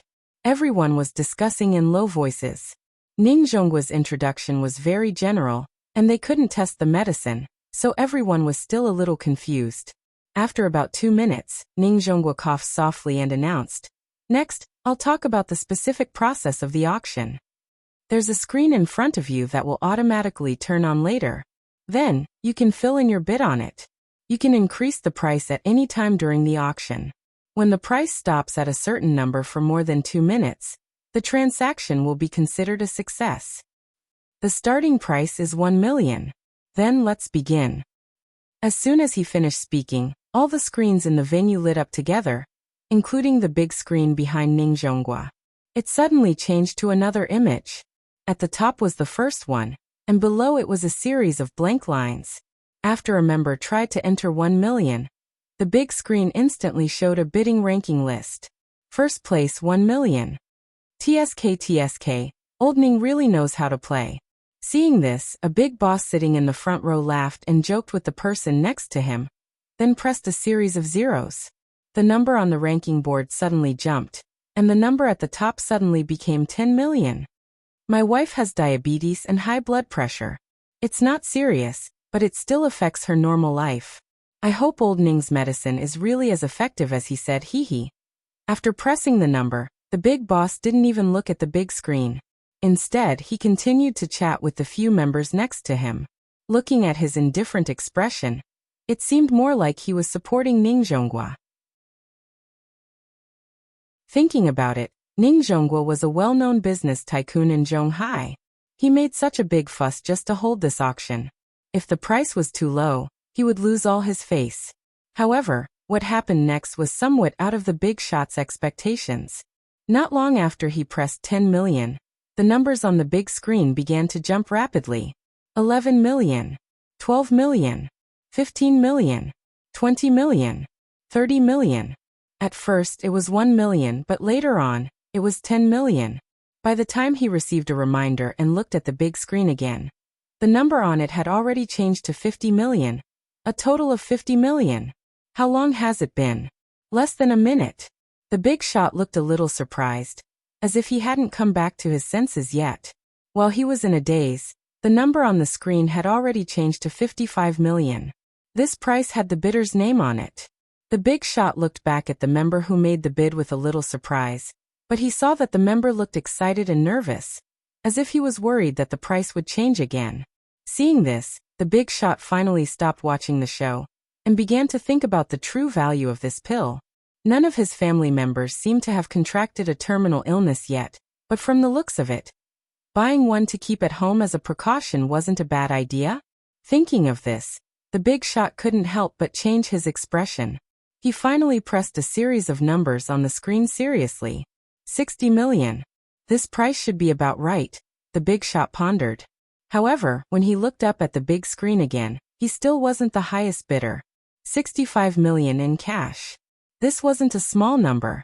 And there were 9 more. So the big shot wanted to stand up and ask everyone present, "Is this necessary?" Before he could ask his question, the big screen gave him an answer that he didn't want to see. 70 million. When this number appeared, it was like a bucket of cold water was poured over everyone's heads. The atmosphere in the venue also cooled down a lot. This wasn't a project investment through the company. This was a private payment in cash. 70 million in cash was indeed a bit too much. Everyone present was a sly old fox in the business world, so they were particularly sensitive to cash. Just because he had a net worth of tens of billions didn't mean that he had tens of billions of cash at his disposal. 70 million was already a lot. It was time to think about whether it was worth it or not. Ning Zhonghua stood calmly on the stage. Like Jiang Taigong fishing, he did not say a word. He just smiled and looked at the audience. It seemed that he did not have the professional awareness that an auctioneer should have. Finally, when the 2-minute countdown on the big screen turned red, and there were only 30 seconds left, the bid of 70 million was refreshed. 71 million. Even though it was only a million, it was like reactivating clockwork on everyone present, causing the price to rise crazily again. 80 million. 90 million. 100 million. A pill whose true effect wasn't even certain was sold at a sky-high price of 100 million. Perhaps when everyone finally realized that there were 9 pills left, the number on the big screen finally stopped jumping. The 2-minute countdown ended. 100 million. The transaction was successful. Then, an old man with white hair and a beard slowly stood up and politely nodded to all the members present. While he took the lead, he also officially gave a reference standard for the actual value of this pill. With this standard as a reference, the following bids were much simpler. The prices of the next few pills were basically maintained at around 90 million. Once it exceeded 90 million, everyone would consider giving up and waiting for the next pill. Perhaps it was because everyone still had a certain amount of doubt about the effect of the pill. Therefore, when the first few desperate members got the pills they wanted, the price of the pills became lower and lower. The last pill was only sold at 80 million. Then it stopped moving and began the countdown. Ning Zhonghua didn't panic at all. In fact, he didn't care how much money he could get today. Businessmen were after profits. Ning Zhonghua had mobilized all his connections to hold this auction.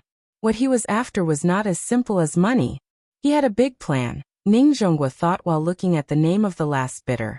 But after seeing the name, Ning Zhonghua was stunned for a moment.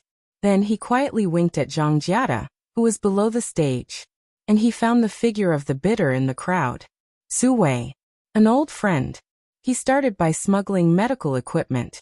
Later, during the craze of state-owned enterprise reform, he used some means to turn a well-run state-owned pharmaceutical company into his private enterprise. Because of this, he completely integrated into the rich circle of Zhonghai. Ning Zhonghua knew Su Wei more than 20 years ago. The two had some small conflicts back then. But with their own development and growth, the small conflicts had long been forgotten, so when they met, they would still smile and greet each other. As for whether or not they were secretly cursing each other, that was another matter altogether. Su Wei had a good relationship with the other founders. In addition, his pharmaceutical business had been growing over the years. Therefore, he was recommended to join the Binjiang Association. In today's auction, Su Wei didn't want to bid because he had always been at odds with Ning Zhonghua. He started in the pharmaceutical industry. Now Ning Zhonghua casually took out 10 inexplicable pills, and they could be sold for a sky-high price of more than 1 billion in cash. How could Su Wei not be jealous? So after hesitating for a while, Su Wei decided to buy one and take it back to the laboratory to study it. He wanted to see if this medicine was really that magical. If it was really as magical as Ning Zhonghua said, he really didn't believe that with their company's research and development level, they couldn't make the exact same pill. Zhang Jiada was an official member. After this period of recovery, he had gradually walked out of the shadow. Therefore, at Ning Zhonggua's request, he came to help him set up the venue. The two were also old friends for many years, not to mention that they had an agreement in advance. So Zhang Jiada didn't hesitate at all and immediately bid 90 million. Looking at the number that suddenly jumped on the big screen, Su Wei couldn't help but be stunned. He had observed for a long time. There were so many people present. Most of them were just here to join in the fun. They were really reluctant to spend 100 million to buy an unknown pill. So except for the few members who were in a hurry at the beginning, those who bid later looked like they could buy it or not. Su Wei originally thought that he could get a bargain, but he didn't expect that he would be bid up in the end. This was the Binjiang auction, not the auction outside. Everyone was a reputable figure, so even if Su Wei knew that Zhang Jiada was very close to Ning Zhonghua, he didn't think that Ning Zhonghua would really let Zhang Jiada be his shill. 95 million. Su Wei gritted his teeth and gave a new offer. But Zhang Jiada didn't even lift his eyelids, and immediately followed. 100 million. F***ck. If this time he said that Zhang Jiada was not a shill, Su Wei really didn't believe it. He didn't buy it at the beginning and had to wait until he bid to raise the price. F***ck. Su Wei was now like an arrow on the string, so after hesitating, he increased the price again. 110 million. Seeing this, Zhang Jiada immediately glanced at Ning Zhonghua. Ning Zhonghua clenched his right fist and then quietly lowered his index finger. Zhang Jiada understood, so he immediately increased the price by 10 million. 120 million. This time, Su Wei was really angry. So after seeing Zhang Jiada's bid, he immediately stood up and didn't even bother to lower the price. He directly shouted, 130 million. This was the rhythm of turning hostile. This was the Binjiang auction. Since Ning Zhonghua dared to do this, Su Wei dared to turn hostile. If Zhang Jiada increased the price again, even if it was 1 yuan, Su Wei would flip the table today. Everyone present was smart. Some of the big shots who knew some of the secrets had long understood that Ning Zhonghua was deliberately tricking Su Wei. Ning Zhonghua wasn't really greedy for that little money. He did this purely to annoy Su Wei. So a big shot closest to Ning Zhonghua immediately coughed and shook his head slightly. That was enough. And Zhang Jiada already understood Ning Zhonggua's meaning, so he didn't increase the price and let Su Wei win the last pill at 130 million. The auction was over. After Ning Zhonghua glanced at everyone present, he slowly walked down the steps. He didn't even want to avoid arousing suspicion, and directly sat next to Zhang Jiada. After the two looked at each other, they suddenly burst into laughter. And Su Wei fiercely stared in Ning Zhonggua's direction. The grudge between them had already grown big. 10 simplified version of the energy cultivation pill that was only fit to be eaten by the big cat as a snack. After Ning Zhonghua changed hands, it actually sold for a sky-high price of close to 1 billion. And as the hidden expert that Ning Zhonghua mentioned, at this moment, Qinshi was standing in the courtyard she had just rented. Looking at the mountain-like pile of medicinal herbs, she smiled slightly. This time, he must remember to add honey and sugar. There are too many numbers in this chapter. I'm afraid that you'll say that I'm lame, so I combined it into a chapter of nearly 4,000 words. So today is the third watch.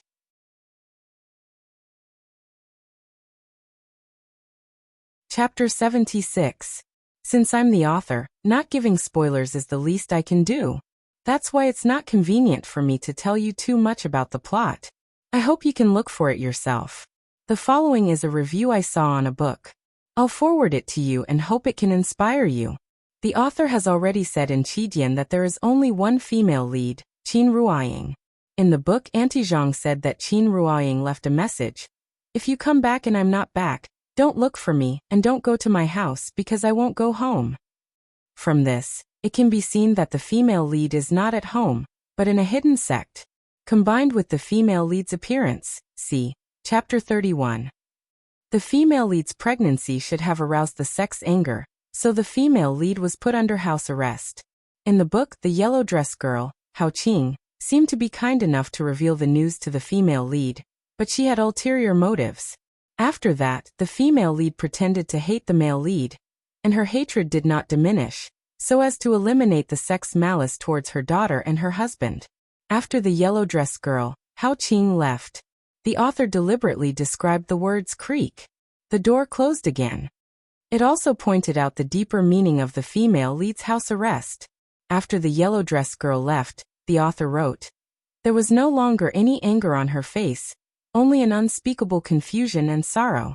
Suddenly, a crystal-clear tear fell from the corner of her eye. The female lead was confused about why the male lead suddenly appeared after disappearing for 5 years, and where he went before that. She was sorrowful because she hadn't seen her daughter for 4 years, and she didn't know if she would recognize herself when she saw her again. The last tear did express her longing for her daughter and husband. This is also the most debated topic in Qidian's book review section. It's about the female lead not being a mother, leaving her daughter behind and running away. Reading civilly, thinking rationally. The female lead's foreshadowing is a bit deep, but the bookworm should be able to see it easily. In my opinion, the interaction between the father and daughter is not as good as Literary Dad. However, the plot is indeed different from Literary Dad. There are too few chapters in this book, so I can't judge the details of the plot. The two books can't be compared, because the style is different. There are many writing techniques such as flashbacks, interludes, foreshadowing, etc. Maybe I don't have enough strength to write that kind of flavor, but I still hope that you can understand what I want to express. To be honest, I really don't want to write some pretentious face-slapping routine, although I have a deep understanding of this. If you are more attentive, you should be able to notice that there is a difference between the way I wrote the first 40 chapters and the last 40 chapters. I'm changing because I don't have my own style and readership like Okami. I want to keep every reader, so I can only keep trying. I dug a hole for the female lead, and it seemed like everyone was scolding the female lead, to the point where I started to doubt my life. Honestly, I don't think there's anything wrong with the female lead. The big bro above basically pointed out the foreshadowing that I left behind. Although his guess was only 60 to 70% correct, at least he didn't go overboard and make all kinds of random assumptions. He had to be reasonable about everything, and he had to speak his mind. What are you talking about? I'm not scolding you, but I really want to ask you to not be such a straight man. Straight man cancer. Some readers may be too young, so they don't understand the pain and suffering of a woman who is pregnant for 10 months. Pregnancy is a woman's weakest and most helpless time, so they especially need companionship at this time. Chunshi disappeared for 5 years. When you were scolding the female lead, did you think about how much she sacrificed? As a mother, she left her own child. Do you think she didn't feel pain? Nian Nian is a piece of meat that fell from her body. Do you really think that Qin Ruoying's character is a 17 or 18-year-old girl? If that was the case, didn't she know to get an abortion when Chunshi left? You are all readers and 10% of you will become my breadwinner in the future, so I can't afford to offend you. I'll do whatever I can to earn money. I'm not stupid, so of course I won't go against money. I've explained the female lead's problem, so it's up to you whether you want to listen or not. This is a serial, so I can adjust the plot at any time.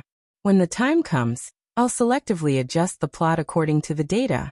In addition, this book is Chidian's first release, so your support outside of Chidian is actually useless to me. Chidian is my boss.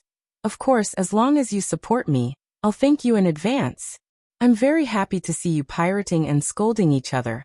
So thank you for your support. I don't dislike pirated readers, so I put up the comments for you to see.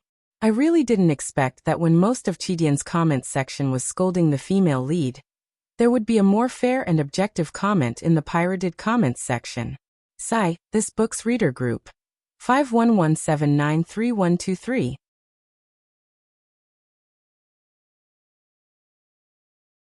Chapter 77. The evening clouds overflowed with coldness, and the silver moon spun the jade plate silently. The night in this life is not long. Where can I see the bright moon next year? September 23rd. Just after 3 o'clock in the afternoon, Chinchi was already waiting at the entrance of the kindergarten. At this time, he suddenly saw a brand new holiday notice posted on the bulletin board outside the kindergarten.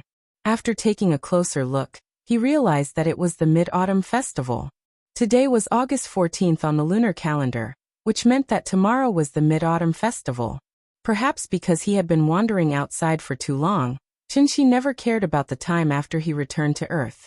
500 years passed in a blink of an eye. For Chinchi, there was so much time that he began to feel numb. Originally, after a day of adjustment, the little fellow had readapted to the rhythm of the kindergarten. He did not expect that after only one day of class, it would be the Mid-Autumn Festival.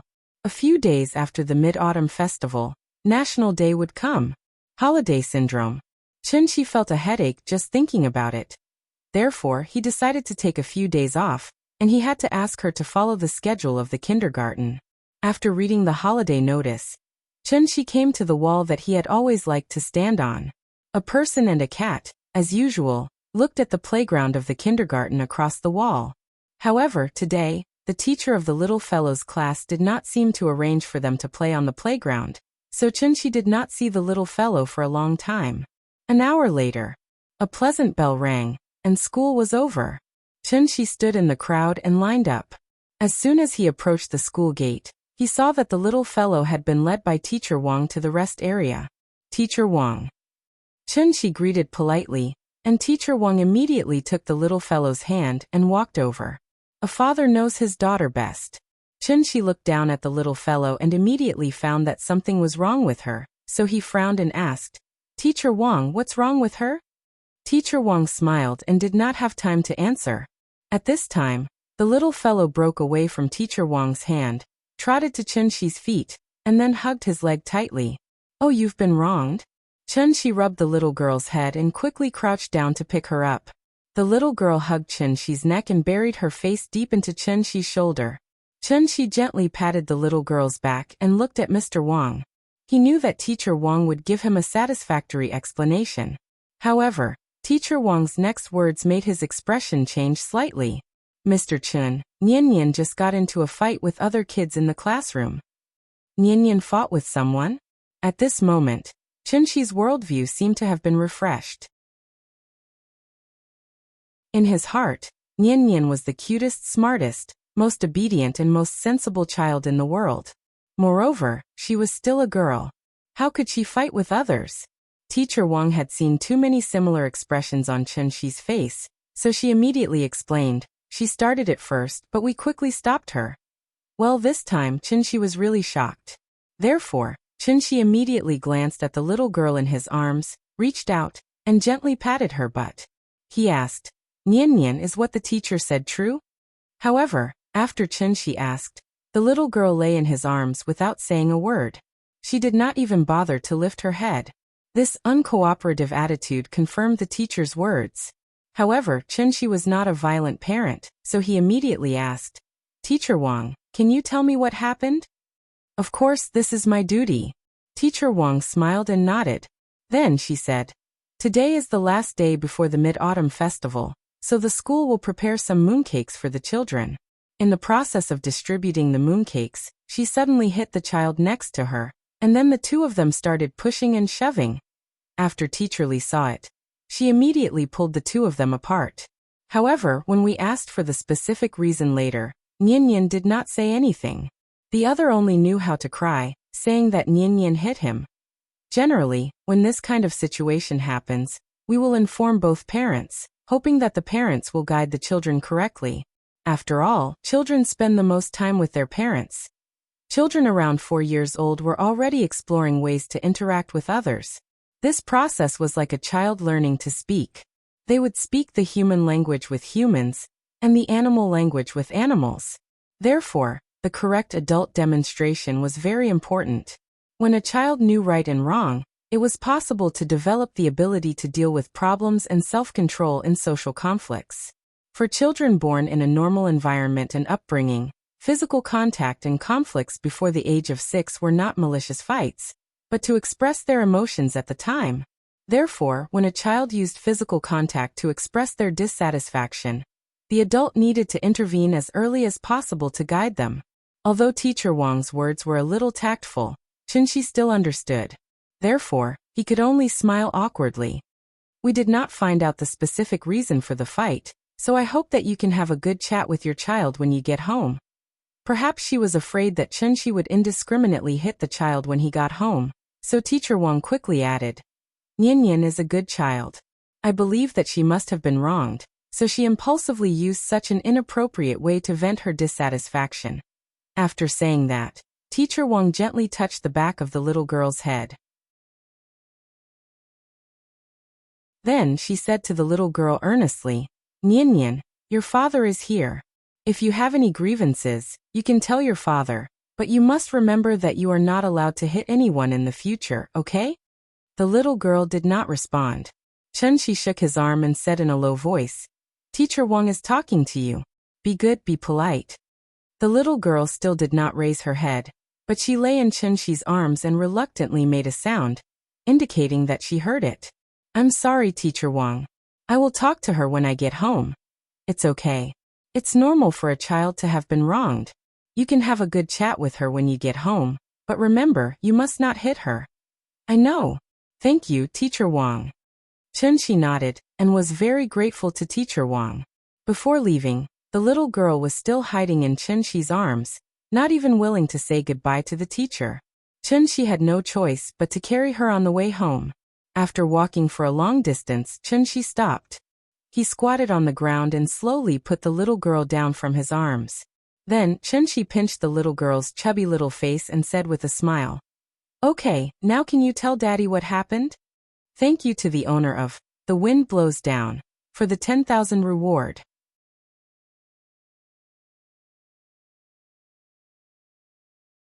Chapter 78. On the street. The father and daughter stood on the sidewalk and looked at each other. This place was very remote. Even though it was located in Zhonghai, which was one of the top cities in the country, it was still a mixture of urban and rural areas. On one side was an elevator apartment that was under construction. On the other side was an old building that had been built for a long time. After Chunxi put the little girl down, she faced Chunxi and took a few steps back, then put her hands behind her back. Seeing this, Chunxi wanted to pull her into his arms. But at this time, the little girl took a step back, as if she didn't want Chunxi to hug her. Chunxi looked at the little girl's expression seriously, but found that her expression was a bit strange. She looked like she had been wronged, but she didn't look like she was going to cry. Instead, she pouted and looked very stubborn.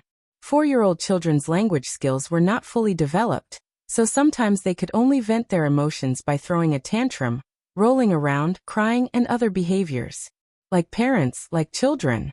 Aunt Zhang had set a good example for Nian, so Chunxi firmly believed that Nian would not hit others for no reason. Nian, good girl, did you feel wronged? Tell Daddy. Daddy will redress your grievances. Chunxi pulled the little girl again. This time she still wanted to dodge. But if Chunxi really wanted to grab her, how could she dodge? So she was immediately pulled into Chunxi's arms. Tell Daddy, okay? Chunxi scratched her little nose with his hand.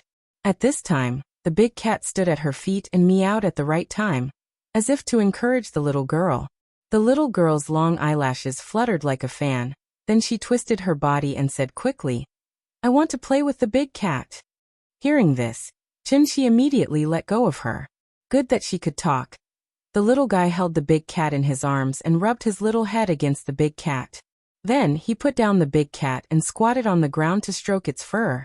She looked like a child who had been wronged and wanted to hide in the corner and draw circles. Chunshi stood by and waited for her for a while.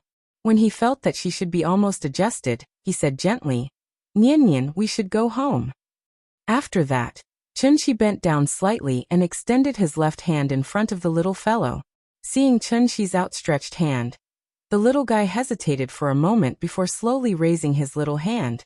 His big hand held her small hand. The father and daughter pair walked slowly on the street.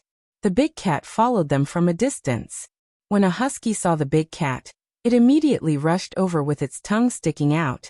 The big cat ignored it, so the husky snorted and circled around the big cat, huffing and puffing. Maybe it found it a little annoying. The big cat suddenly narrowed its eyes, turned its head and growled at the husky. Meow.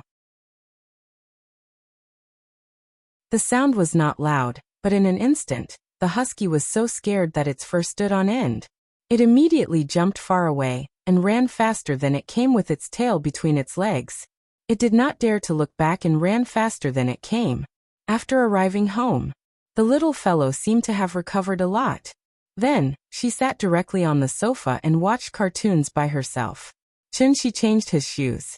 Seeing that she was so focused on the cartoons, he did not disturb her and walked into the kitchen wearing an apron.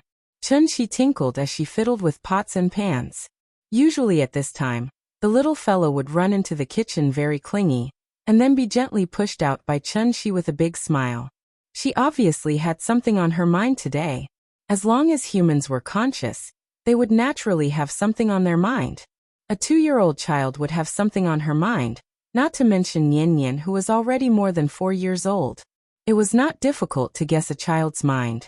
In fact, Chunshi had already guessed what was on her mind. It was precisely because of this that Chunshi chose to let her be alone. A child who grew up in a normal environment must have been taught by their parents from an early age. Don't hit people, don't bully people. This was the first time that Nian had hit people. It was precisely because she knew that it was wrong to hit people that she had such complicated emotions when Chunshi took her home. This was actually a manifestation of not daring to face her own mistakes. She did not regret it, but she definitely felt very wronged. Why was it that others bullied her, but she was the one who was scolded in the end? Even if Teacher Wang did not blame her, Chunshi did not blame her either. But at the moment when she hit people, there must be a child with a sense of justice who stood up, shouted that Nian hit people, and then ran to complain to the teacher. Many parents only paid attention to teaching their children not to hit people, and not to bully people. But they did not properly guide their children what bullying was. Nian felt very wronged. Chunshi also felt a little helpless. Others bullied Nian, and Nian also hit others. Could it be that he, as a parent, had to come forward and kick the child to the moon? Some things seemed very simple, but when it came to it, it would become very complicated. During the meal, the little fellow was silent. After a few mouthfuls with the spoon, she threw the spoon away and sat on the sofa to continue watching TV. Seeing this, Chunshi also put down the chopsticks in his hand, then sat down and gently held her in his arms, and accompanied her to watch cartoons. Zhonghai was a coastal city. The sun rose and set very early, and as the sun continued to set, the room became darker and darker. Chunshi got up, and was about to turn on the light in the room. At this time, the little fellow noticed his movements, and thought that he was going to leave. She immediately pulled Chunshi's sleeve and said timidly, "Papa, I'm sorry." After saying that, her tears flowed out of her eyes like a dam that had been opened. Chunshi sat back on the sofa. He gently held the little fellow in his arms and comforted her. "Good girl, you didn't do anything wrong." Hearing this, she finally couldn't help crying out. Chunshi waited for her to cry for a while. When he saw that she slowly calmed down, he gently wiped her tears and asked with a smile, "Do you want Dad to beat him up for you?" The little fellow leaned in Chunshi's arms, thought for a while, but still shook her head gently. No, the teacher said that it's wrong to hit people. It's good that you know. Chun-Shi rubbed the little fellow's hair very happily, then held her to turn on the light in the room. Then Chun-Shi picked up the bowl and fed her step by step. When she shook her head and said that she was full, Chun-Shi wiped the corners of her mouth, then turned the little fellow's body to let her look at him. Nian, remember. It's wrong to bully people, so don't bully people in the future. But if someone bullies you in the future, don't be afraid. Beat him hard for me. Beat him until he doesn't dare to bully you in the future. Do you remember? The little fellow looked at Chun-Shi blankly. Her expression was very cute, as if she hadn't come back to her senses. Looking at her cute little face, Chun-Shi couldn't help kissing her face. Night fell. It wasn't August 15th yet, but a full moon was hanging high in the sky. A smile appeared on the little fellow's face again. The father and daughter each occupied a swing, swaying and looking at the moon in the sky. Nian, we don't cause trouble, but we're not afraid of trouble. This is what Grandma said. Who is Grandma? Papa, will Mama go to the moon? No. Why? Because Papa has been there.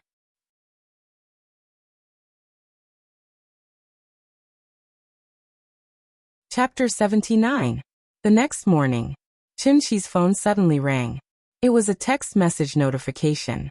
Not many people knew his phone number, so his phone was idle all day long. Could it be a message from Auntie Zhang? Chun-Shi thought as she picked up her phone. However, when he picked up his phone and read the content, he froze. Your savings card account ending with 1517 received 100 million. 00 yuan at 10:29 on September 24th. Your current balance is 106,278,486.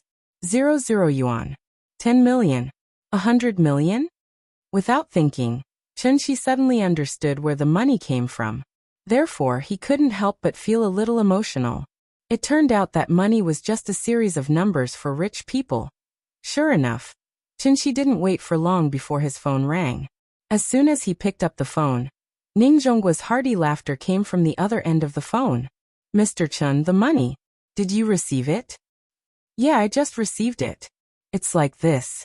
The 10 pills you gave me, I sold them for a very high price through some means. I transferred the extra money to your card. You wouldn't mind me doing this, right?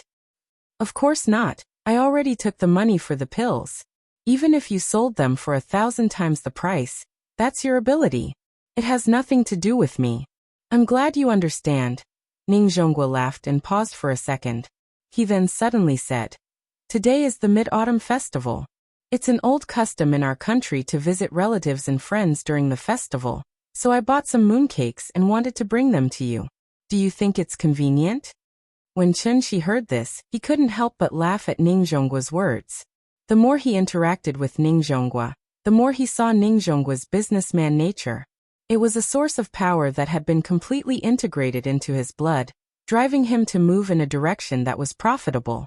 In fact, there was no distinction between good and bad in a businessman's nature of seeking profit. There was only a distinction between good and bad methods. For example, the method that Ning Zhonggua was using now, Chun-Shi thought it was a very good method. This also allowed Ning Zhonggua to gain Chun-Shi's approval. Thinking of this, Chun-Shi nodded and said, Okay, come, I'll wait for you at home. Hearing this, Ning Zhonggua suddenly laughed and said without any awkwardness, I'm already at the entrance of your neighborhood. Chun-Shi shook his head with a smile. He was truly speechless at old Ning's eagerness. All right, wait for me. I'll come and get you. After hanging up the phone, Chun-Shi touched the little fellow's head and said, Daddy will be out for 2 minutes and we'll be back soon. You just sit here and don't run around, okay? Yes. The little fellow was busy watching the wonderful cartoon at 10:30 p.m. She didn't even turn her head. She just nodded and agreed. Chun-Shi gave the big cat a look, then walked to the door, changed his shoes and left. Outside the neighborhood, Ning Zhonggua's car was parked somewhere. He was the only one at the gate, holding 2 exquisite gift bags in each hand.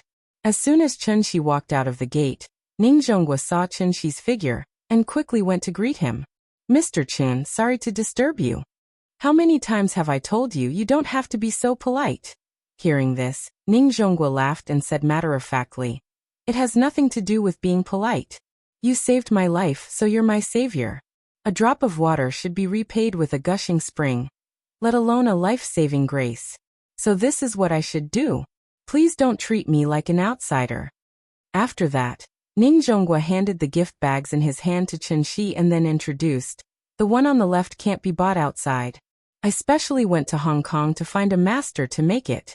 It's a traditional palace craftsmanship. You have to taste it. You have children at home, so the one on the right is prepared for children. The shape is different from ordinary mooncakes. It's cartoon, colorful, and very cute. And it's all natural. There's absolutely no added color. I believe children will like it." Chen Shi took the gift bags and thanked him with a smile. He then invited him to sit at home. However, Ning Zhonghua was a smart person, so he immediately shook his head and said very politely, "I came here specifically to give you mooncakes. I don't have any other intentions, so I won't disturb you. I wish you a happy Mid-Autumn festival."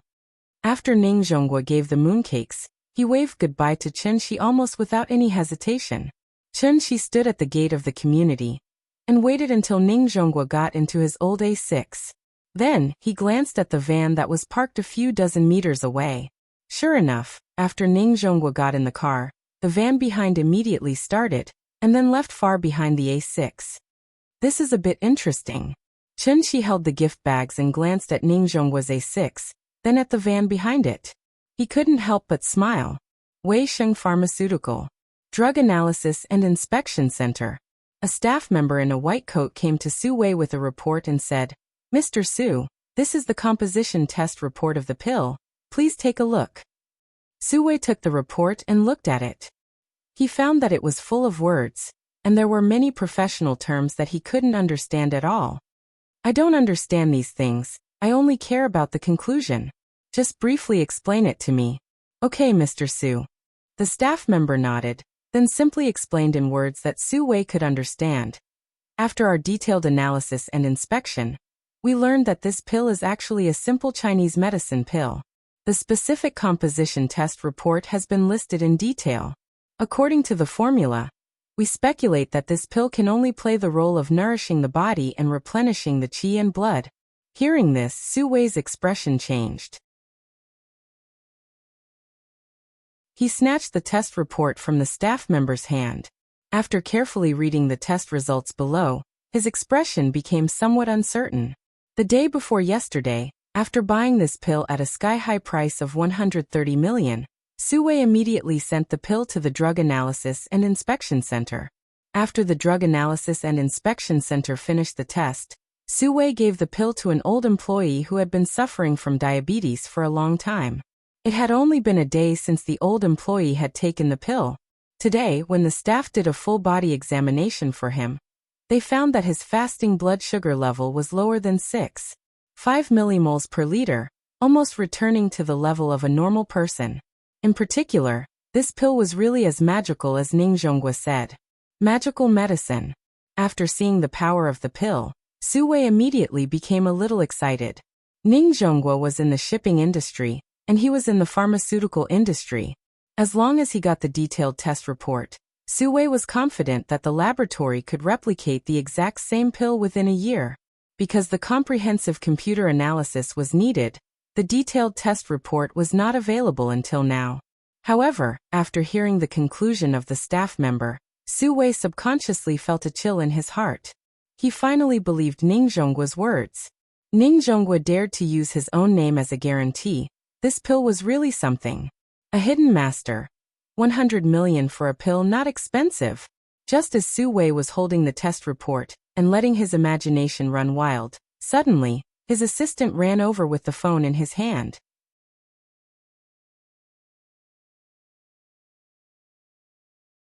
Chapter 80. Chen Shi returned home with the mooncakes in his hand.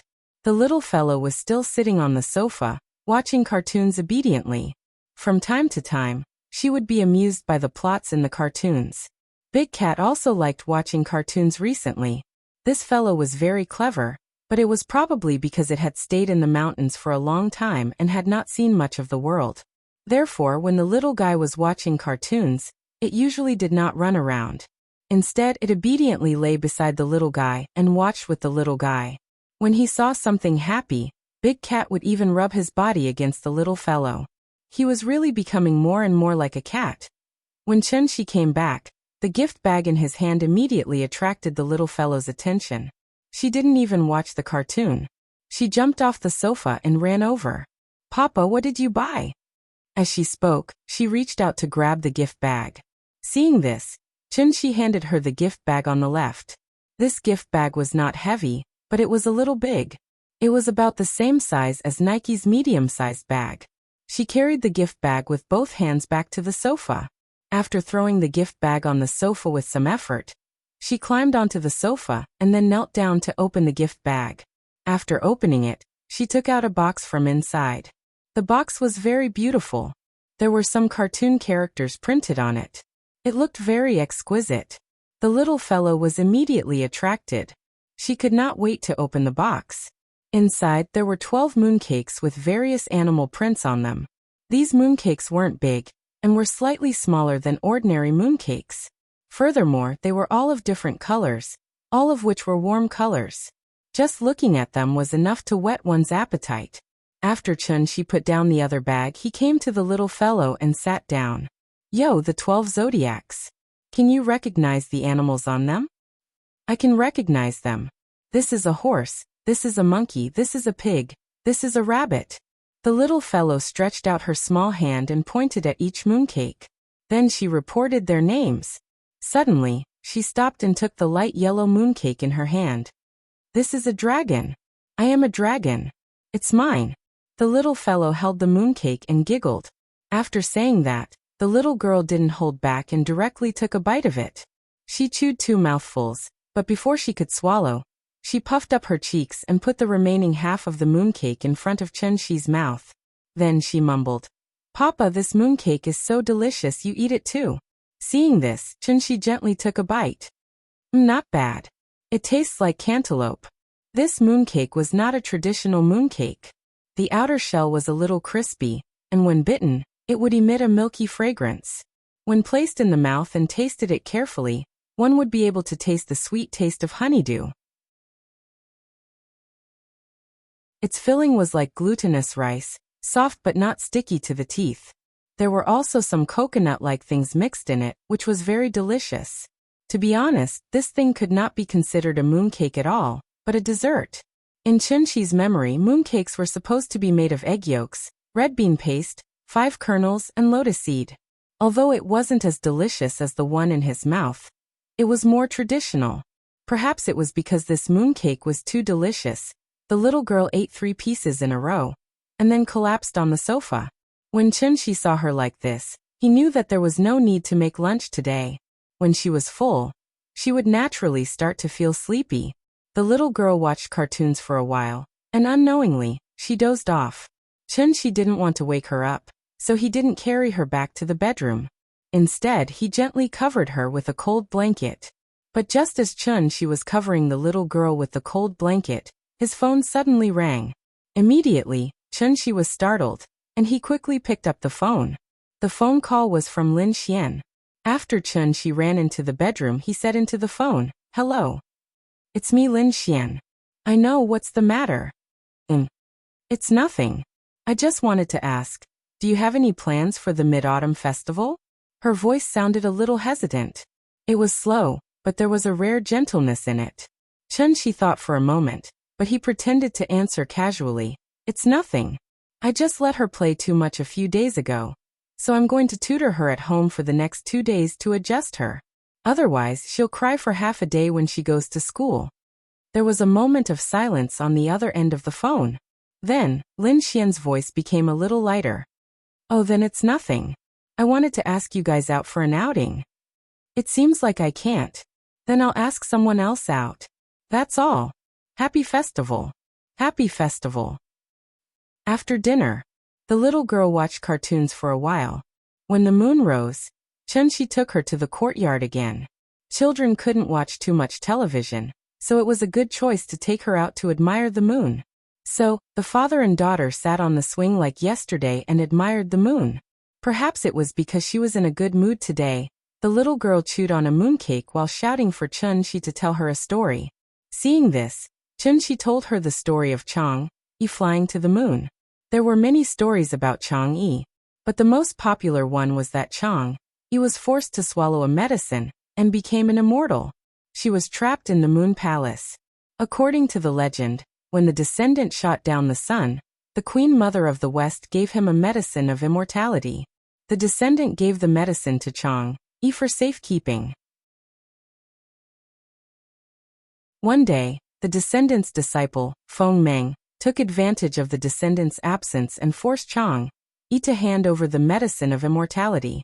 Chang-Yi refused and Feng Meng threatened her life. In desperation, Chang-Yi had no choice but to swallow the medicine of immortality. The medicine of immortality was an immortal medicine, so Chang-Yi immediately became an immortal. She floated off the ground and flew towards the sky. This medicine was originally given to the descendant by the Queen Mother of the West. Although Chang-Yi became an immortal after eating the medicine of immortality, she couldn't be listed as an immortal, so she could only be trapped in the cold moon palace, never to see the descendant again. The little girl was young, but she seemed to understand the pain of yearning between a man and a woman. After hearing Chun-Shi's story, her little face scrunched up, and she kept muttering to herself, "Big sister Chang-Yi is so pitiful." Seeing this, Chun-Shi could only gently rub her little head. Actually, there was another version of the story of Chang-Yi flying to the moon. That was the version of Chang-Yi abandoning her husband and swallowing everything for herself.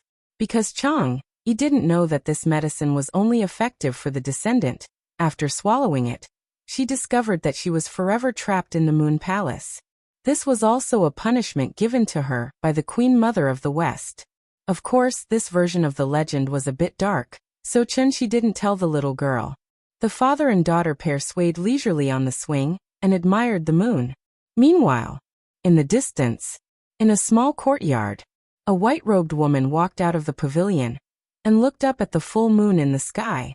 She was dressed in a pure white dress, and under the bright moonlight, she was like a piece of white jade, shining brightly. The moonlight was like water, but it was also bone-chilling. Who could understand Chang-Yi's suffering? 10 frosty shadows turned the courtyard tree. This evening bound people to a corner. Not necessarily, Chang-Yi was without sorrow and hatred. The jade toad was cold and the osmanthus was lonely. Asterisk asterisk asterisk asterisk asterisk asterisk asterisk asterisk asterisk asterisk chapter 76. Someone asked the use of the poem at the beginning, saying, "I am water." Now let me explain. That poem corresponds to this one. Both poems are called Mid-Autumn Moon. One is by Su Shi, and the other is by Yen Shu. Both poems have metaphors. Putting aside the metaphors, these two poems perfectly fit the theme of this book.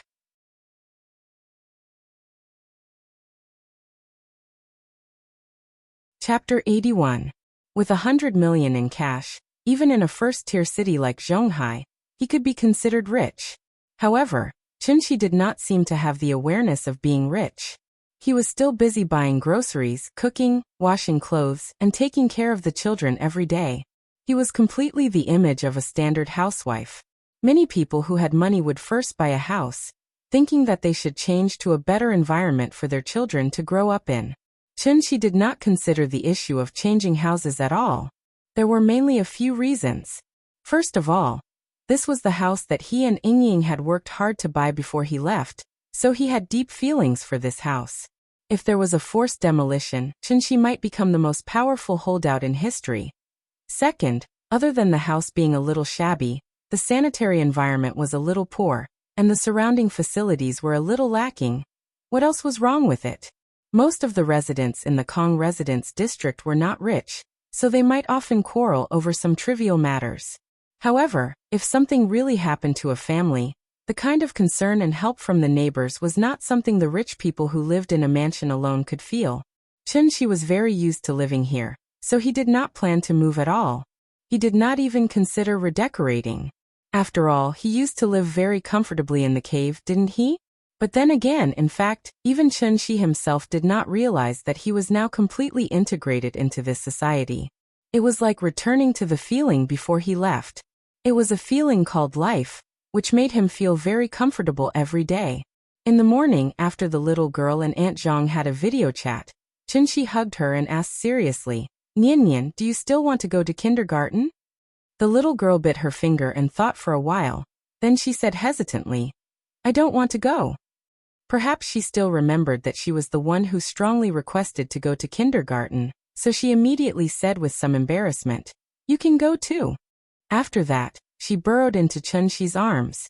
Seeing this, Chunxi could not help but smile and rubbed her little head. It was already far beyond Chunxi's expectations that she could endure until now. Children were always curious about things that they had never come into contact with before. It was the same in kindergarten.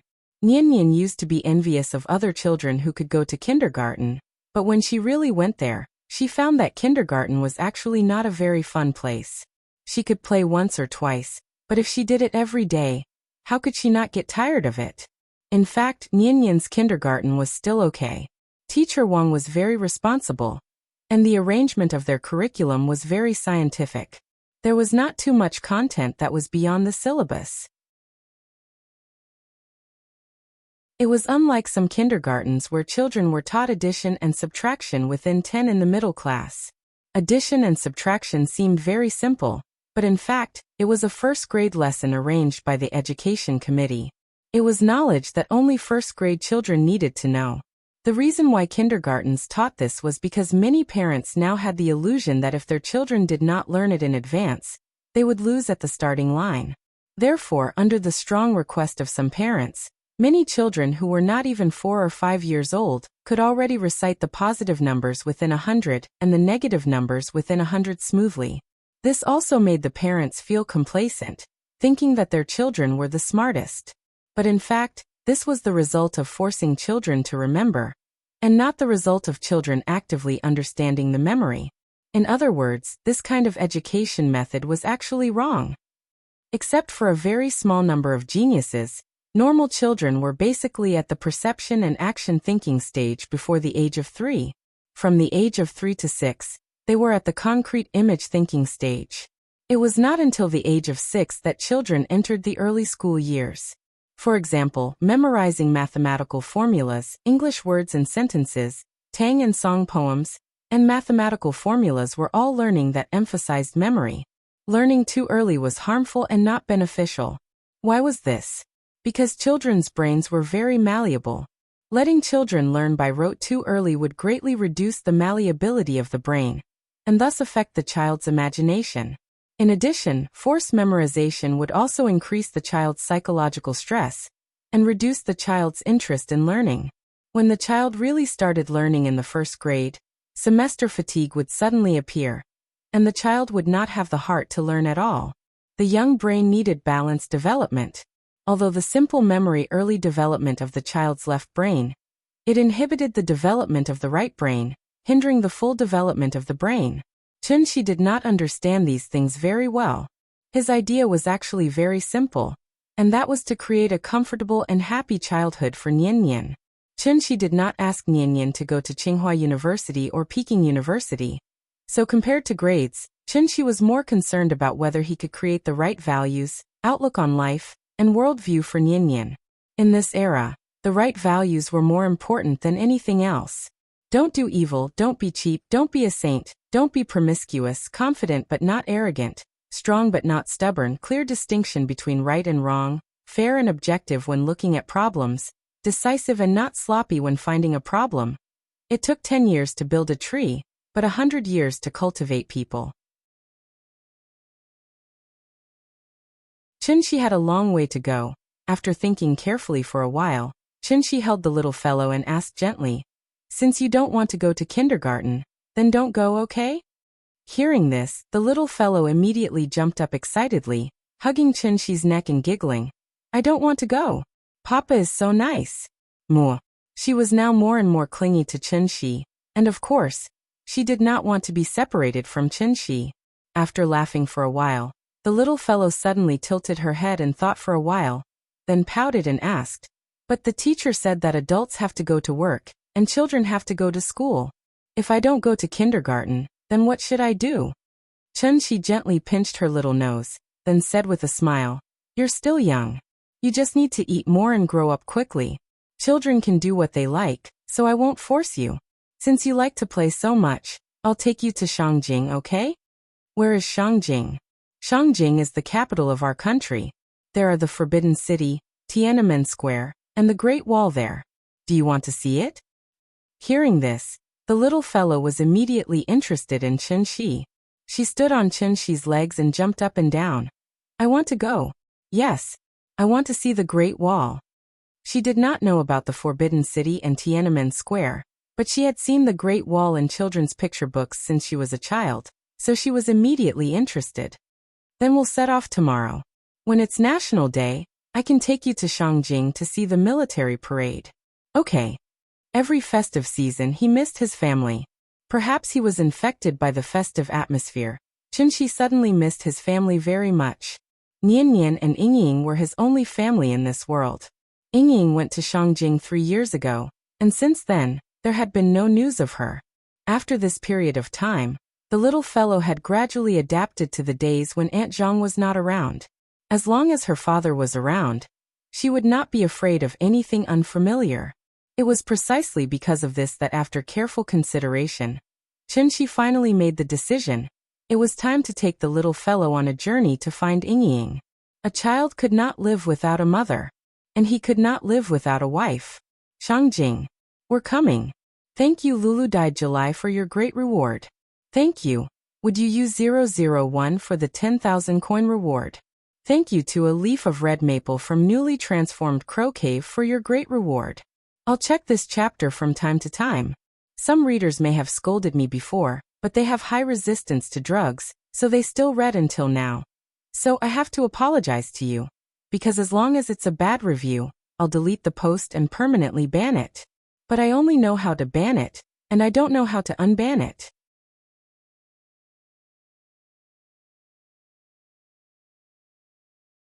Chapter 82.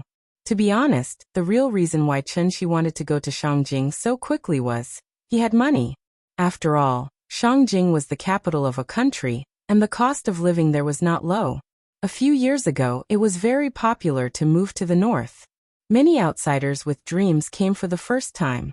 At first, they did not even have a stable income and could not afford the rent, so they could only live in extremely bad conditions in the basement. That kind of life was very bitter just thinking about it. Chen Shi was not afraid of hunger or cold. He was completely a humanoid mecha, and the kind that did not consume electricity. If it were not for the little girl, he would have gone straight to Shangjing the moment he received the news about Yingying. It was not easy being a father, and he was afraid that his child would be wronged. So no matter how much he longed for it, he could only take good care of his child first. Now that he had money, Chen Shi could finally fulfill his ambitions. He took Nian Nian to eat and play along, and slowly walked and looked for her. He treated it as a vacation. Yingying last appeared in Shangjing, and it had been 3 years since then. So, Chen Shi did not have high expectations for the result of this trip. He really did not have much hope. But what was the difference between a person without dreams and a salted fish? He had to try first. Now that he thought about it, Chen Shi really regretted it. If he had known that 100 years in the heavenly jade world was only a year on Earth, he would have cultivated for a while more before returning. It was all because he was too excited when he received the news that he did not want to wait a moment longer. He set off in a hurry and paid a heavy price because of it. He had not been able to comprehend the true meaning of the word void. So he had not been able to step into the void transformation realm. This was also the reason why his master said that this was the end of his life. If he could calm down and cultivate in seclusion for 100 years, even if he had not stepped into the void transformation realm, he would have touched the threshold. Unfortunately, it was too late for regrets. Chen Shi's return was exchanged for by burning his blood essence. If the spirit energy of heaven and earth was the origin of all things, then blood essence was the origin of immortal cultivators. Using a forbidden technique to burn his blood essence to obtain a cultivation that was far beyond his current realm was a helpless choice to destroy his future. Chen Shi didn't really care about his future. He was just regretting that he could no longer use his spiritual sense. Otherwise, with his cultivation level, why would he need to go through so much trouble to find someone? The next morning, The flight was booked for 2:40 p.m., first class. Therefore, after breakfast, Chunshi was very cooperative and sang, "Where are we going, Daddy?" with the little girl. The father and daughter were singing happily when suddenly, there was a light knock on the door. Chunshi frowned and glanced at the door, but he did not immediately get up to open it. The little fellow was sitting beside Chunshi. When she heard the knock on the door, she immediately shouted excitedly, "Someone is knocking on the door! Someone is knocking on the door!" Chunshi did not move, and the little fellow immediately became anxious. She quickly shook his arm and shouted, "Papa, someone is knocking on the door. Open the door." "Got it." Chunshi pinched her little face. Only then did he get up and open the door under the little fellow's constant urging. There were 3 people standing outside the door. A middle-aged man in his 40s. Behind the middle-aged man stood 2 big men in black suits, who were obviously bodyguards. After seeing Chunshi open the door, the middle-aged man turned his head to the 2 bodyguards and said, "You go down and wait for me." After that, the middle-aged man turned his head and looked at Chunshi. He asked enthusiastically, "Excuse me, are you Mr. Chunshi?" "Yes, I am." "What's the matter?" "Oh, hello, it's like this." The middle-aged man laughed and said politely. After a pause, he continued to ask, "I want to take the liberty of asking you a question. Excuse me, do you know Ningjongwa?"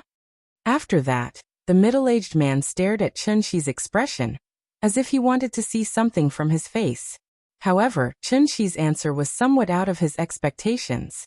It seemed that he did not mean to hide it at all. Chunshi nodded directly and replied, "Yes." The middle-aged man was stunned. He did not expect Chunshi to admit it so quickly. However, he was also experienced, so he immediately laughed and said, "That's great. Hello, Mr. Chun, my name is Suwei. I've been friends with Ningjongwa for many years." After that, Suwei laughed and extended his right hand to Chunshi. Out of politeness, Chunshi shook his hand. Suwei saw that Chunshi's attitude towards him was quite friendly, so he looked around. After confirming that there was no one else around, he said mysteriously, "Mr. Chun, I have something to talk to you about. I wonder if you're free now?" After that, Suwei glanced behind Chunshi, hinting that he wanted to enter the house. However, Chunshi had no intention of letting him in. He said directly, "The family next door went out for the Mid-Autumn Festival yesterday. If you have anything to say it here." Listening to his tone, he seemed to be a little impatient. Seeing this, Suwei could only look around again and said in a low voice, "I'm here this time mainly to talk to you about the pill, so it might be a bit inconvenient to talk here." Hearing this, Chunshi suddenly laughed. After he looked at Suwei from head to toe, he looked at Suwei and said, "You're very good. Yesterday Ningjongwa just delivered the mooncakes, and today, Suwei came looking for him." It had to be said that Suwei was really good at finding people and analyzing information. As a businessman, Suwei was obviously a successful businessman. Suwei smiled politely. Just as he was about to say something, Chunshi continued, "This pill is for sale to anyone. I can sell it to you for 10 million per pill. However, you still need to help me find someone. How about that?" Suwei was a little confused. He felt like this young man in front of him was a bit too direct. He was so honest that he began to wonder if this person was a liar. Chunshi was a secret weapon for Ningjongwa. So except for Zhang Jiada, Ningjongwa never mentioned Chunshi to anyone. But unfortunately, Ningjongwa was just a businessman after all, not a senior government official. So he couldn't hide a secret at all.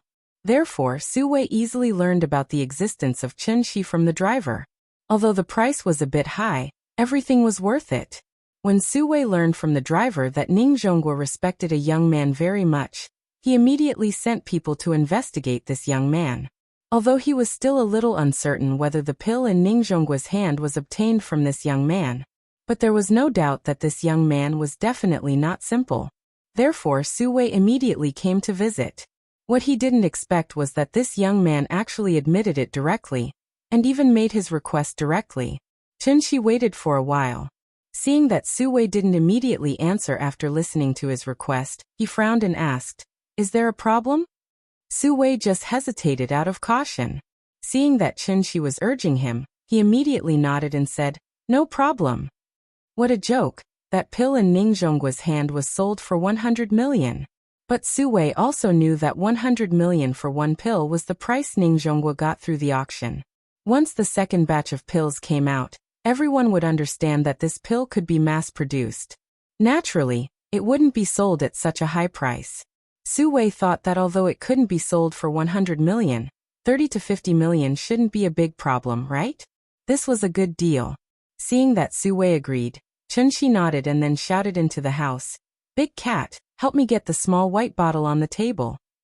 Then, in front of Suwei's stunned expression, Chunshi slowly took the small bottle from the big cat's mouth and handed it to Suwei. 10 pills, 100 million, when will it be paid? Old Tai, you rewarded me with 100,000 coins for 20 chapters? Rich. Unfortunately, I can't eat it, unless I kill Zhao Yuan's entire family to get enough.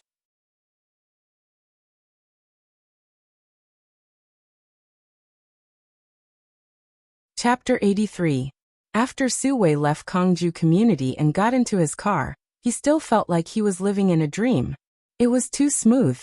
It was so smooth that he couldn't help but wonder if he had been tricked. That Mr. Chen didn't look like a hidden expert at all. Instead, he looked more like the owner of a small store on the ground floor of the community. He smoked all day, sat in front of the cashier with his legs crossed, and watched TV. He didn't care when customers came, and when the customers finished choosing, he would naturally take the initiative to put the money on the cashier. All he had to do was count the money. "Mr. Su, where are we going?" The driver's voice awakened Suwei from his chaotic thoughts.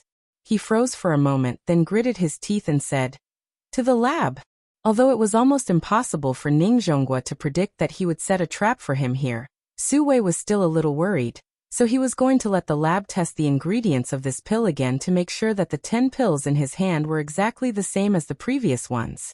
Suwei didn't dare to let his employees test the pills again. After all, this pill was too expensive. Suwei didn't know Chunshi as well as Ningzhonggua, so it was normal for him to have some doubts. But in fact, in Chunshi's eyes, this pill was only fit to be a snack for the big cat. The energy pill was mainly used to improve a person's physique and heal chronic diseases in the human body, so the effect was very obvious for the first time. The reason Chunshi didn't refine a higher-level pill was mainly because the little girl was too young. Chunshi still wanted her to have a normal childhood. Otherwise, the little girl would become a human-shaped Tyrannosaurus if she ate a higher-level pill. How could she play with other children then? Before he could scare others, the little girl would already think of him as an alien. After lunch, Chunshi looked at the time and thought that it was about time to leave, so he put a note on the door. "I'm going somewhere far away." But this time he didn't write down when he would be home, but left his phone number. After all, he didn't know how long he would stay in Shangjing, so it was safer to leave his number. This trip was still as light and simple as last time. Chunshi didn't bring any luggage. He planned to buy new clothes for the little fellow when they arrived in Shangjing. They arrived at the airport. Perhaps the painful experience last time had left a shadow in the big cat's heart, so it was unwilling to get down from the little guy's arms. Seeing this, Chunshi could only glare at it fiercely. Chunshi's eyes were very lethal, so Big Cat immediately cowered. Thus, it had no choice but to obediently jump down from the little fellow's arms and leap out like a black shadow. Even though both Shangjing and Zhonghai were international first-tier cities, there was still a clear difference between them. As the saying goes, Shangjing is noble, Zhonghai is foreign. Zhonghai had only been open for about 160 years, but Shangjing was an ancient city with a history of over 3,000 years. Therefore, Zhonghai was still too young compared to Shangjing. Shangjing was an inland city, and there were many industries, so the smog was very serious. However, Chunshi chose a good day, because it was almost National Day. So the factories near Shangjing began to arrange to stop work, ready to give the city a chance to breathe. This also allowed the father and daughter, who had just arrived in Shangjing, to see the blue sky and white clouds. The autumn air was refreshing, and the hall was full of ginkgo trees. After getting off the plane, Chunshi carried the little fellow in a taxi and went straight to the hotel. Shangjing received more than 200 million tourists a year. It was a very developed tourism city, and now it was the Mid-Autumn Festival. So Chunshi searched for a long time before he found a 5-star hotel with empty rooms near the Summer Palace. The hotel was called Pear Garden, and the architectural style leaned towards the ancient Chinese style. As soon as the father and daughter walked into the hotel, it was as if they had arrived at an ancient palace. There were pavilions, corridors, cornices, and arches everywhere. It really had a special charm. The little fellow had been in Zhonghai for a long time, and suddenly came to a place full of cultural heritage, and was deeply attracted in an instant. The cost of living in Shangjing was much higher than in Amei, so the same high-end villa suite, the same single-family courtyard, the price of the Pear Garden was as high as 18,000 yuan. There was no hot spring in this courtyard, so the little fellow pouted and was very unhappy. But when she walked into the room and came to the master bedroom, she immediately became excited, and jumped onto the bed, and then happily rolled on the bed. It was a frame bed with a moon cave door, and there were red sandalwood dragons on the 4 pillars. In addition, the size of the bed was obviously much larger than an ordinary bed, so it looked a bit like the bed of an emperor. The little fellow seemed to like this smell, so she was unwilling to get up from the bed. Perhaps the flight was tiring. The little fellow lay down for a while, and actually fell asleep just like that. Seeing her comfortable appearance, the big cat also jumped onto the bed, and then curled up next to the little fellow to take a nap. Chunshi glanced at the little fellow, and then gently covered the little fellow with the quilt.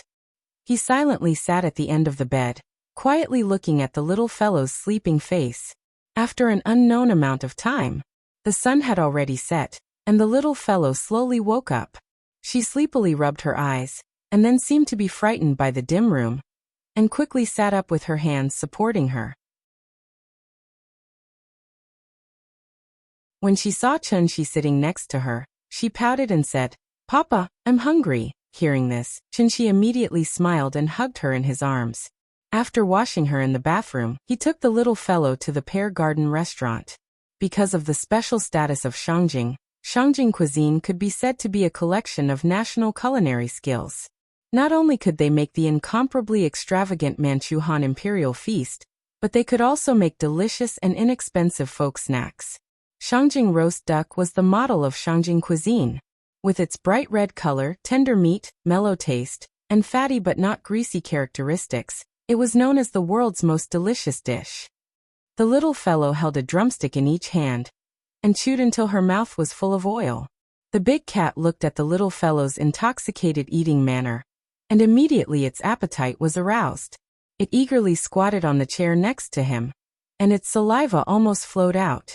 But Chunshi was busy taking care of the little fellow, and did not have time to pay attention to it, so the big cat hesitated for a moment, and under the incomparably surprised gaze of the waiter, it jumped onto the table by itself, and began to gnaw on a chicken wing.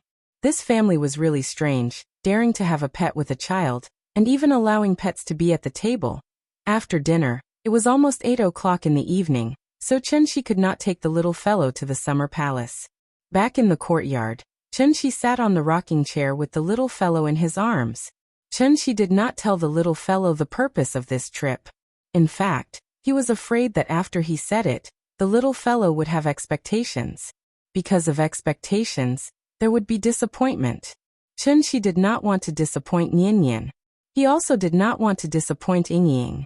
So no matter what, he had to find Yingying. Even if he had to turn Sijio City upside down. Asterisk asterisk asterisk asterisk asterisk asterisk asterisk asterisk asterisk asterisk. Thank you, Miss Ning Xiaojia, for being promoted to the chief. Thank you, Miss quietly watching flowers bloom and fall, for the reward of 10,000 coins.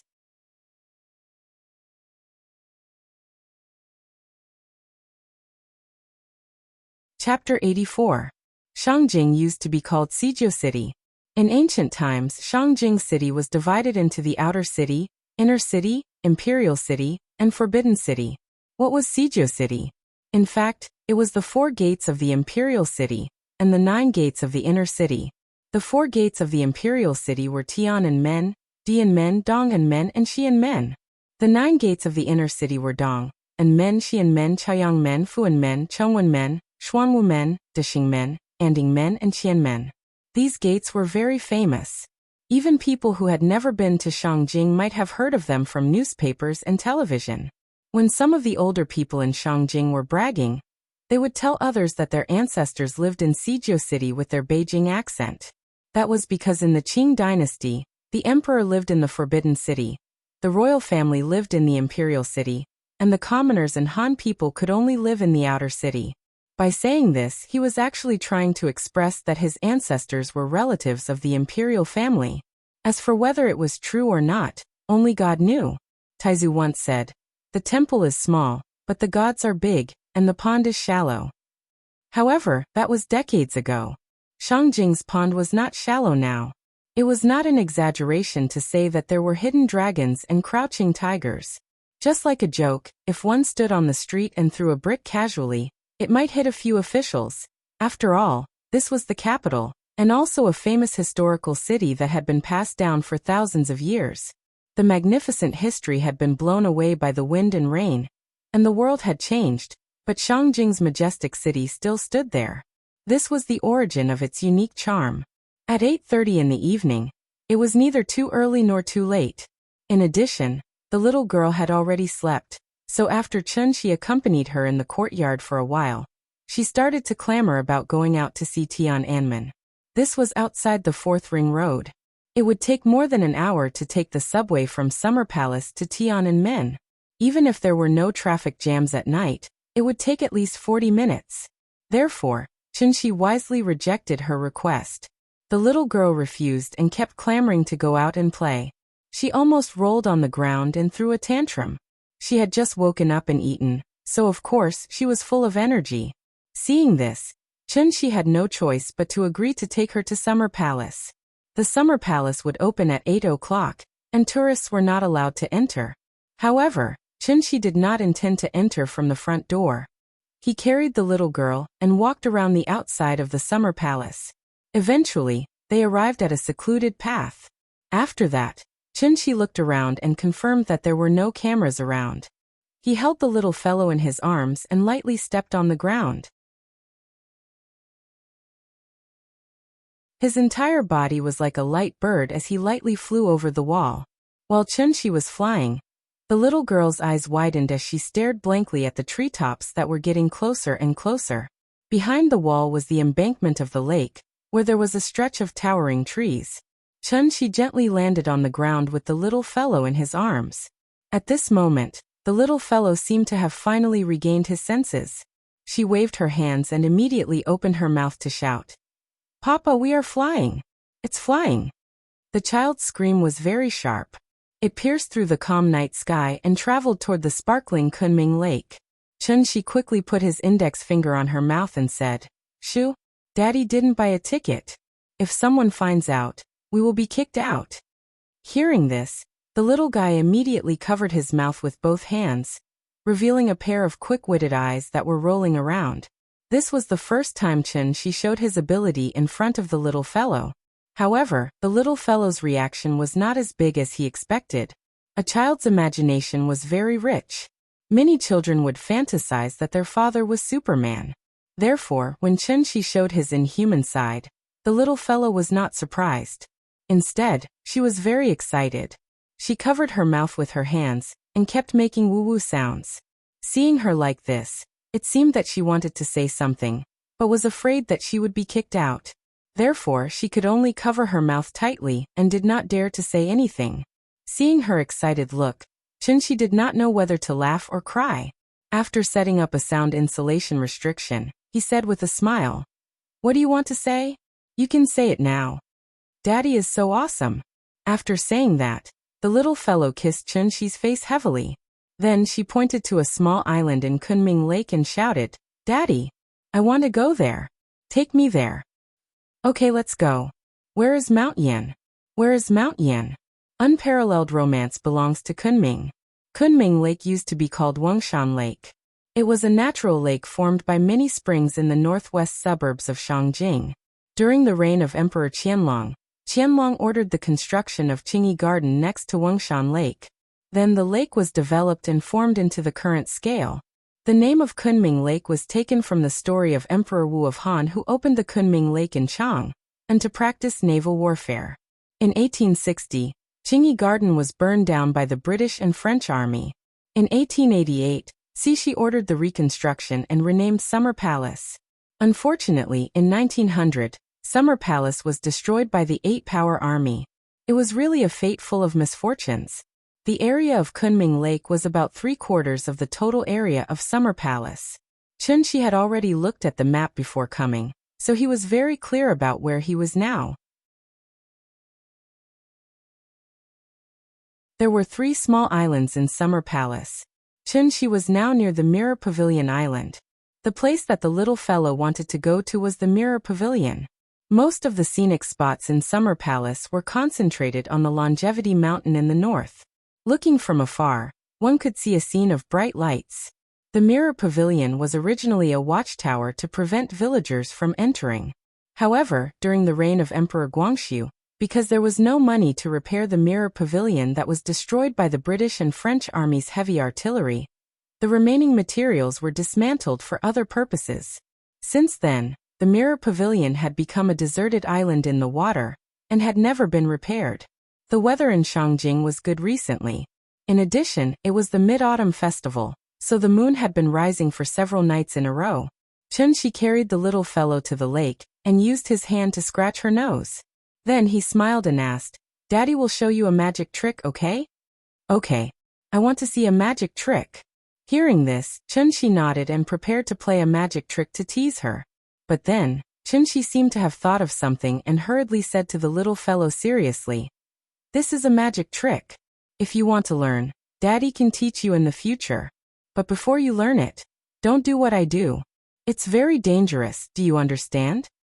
Hearing this, the little fellow immediately nodded in agreement like a chick pecking at rice. "I know, I won't learn it secretly. I'll only learn if Daddy teaches me. Good girl." Chunxi gently patted the little fellow's head. Then, under the little fellow's slightly dazed gaze, he slowly stepped on the water. People can walk on water? Everything that was happening in front of her was clearly beyond the scope of the little fellow's understanding.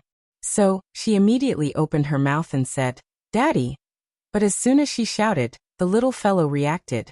Then, she quickly covered her mouth with her hand and let Chunxi take her slowly to the deserted island. It was not until Chunxi walked a distance that the little fellow seemed to finally come to her senses. She did not feel afraid. Instead, she curiously rested her chin on Chunxi's shoulder and looked at Chunxi's heels. She saw that every time Chunxi took a step, there would be a circle of faint ripples on the surface of the lake. The night breeze blew by Kunming Lake, and the moonlight shone on the surface of the lake, making it sparkling. Chunxi held the little fellow.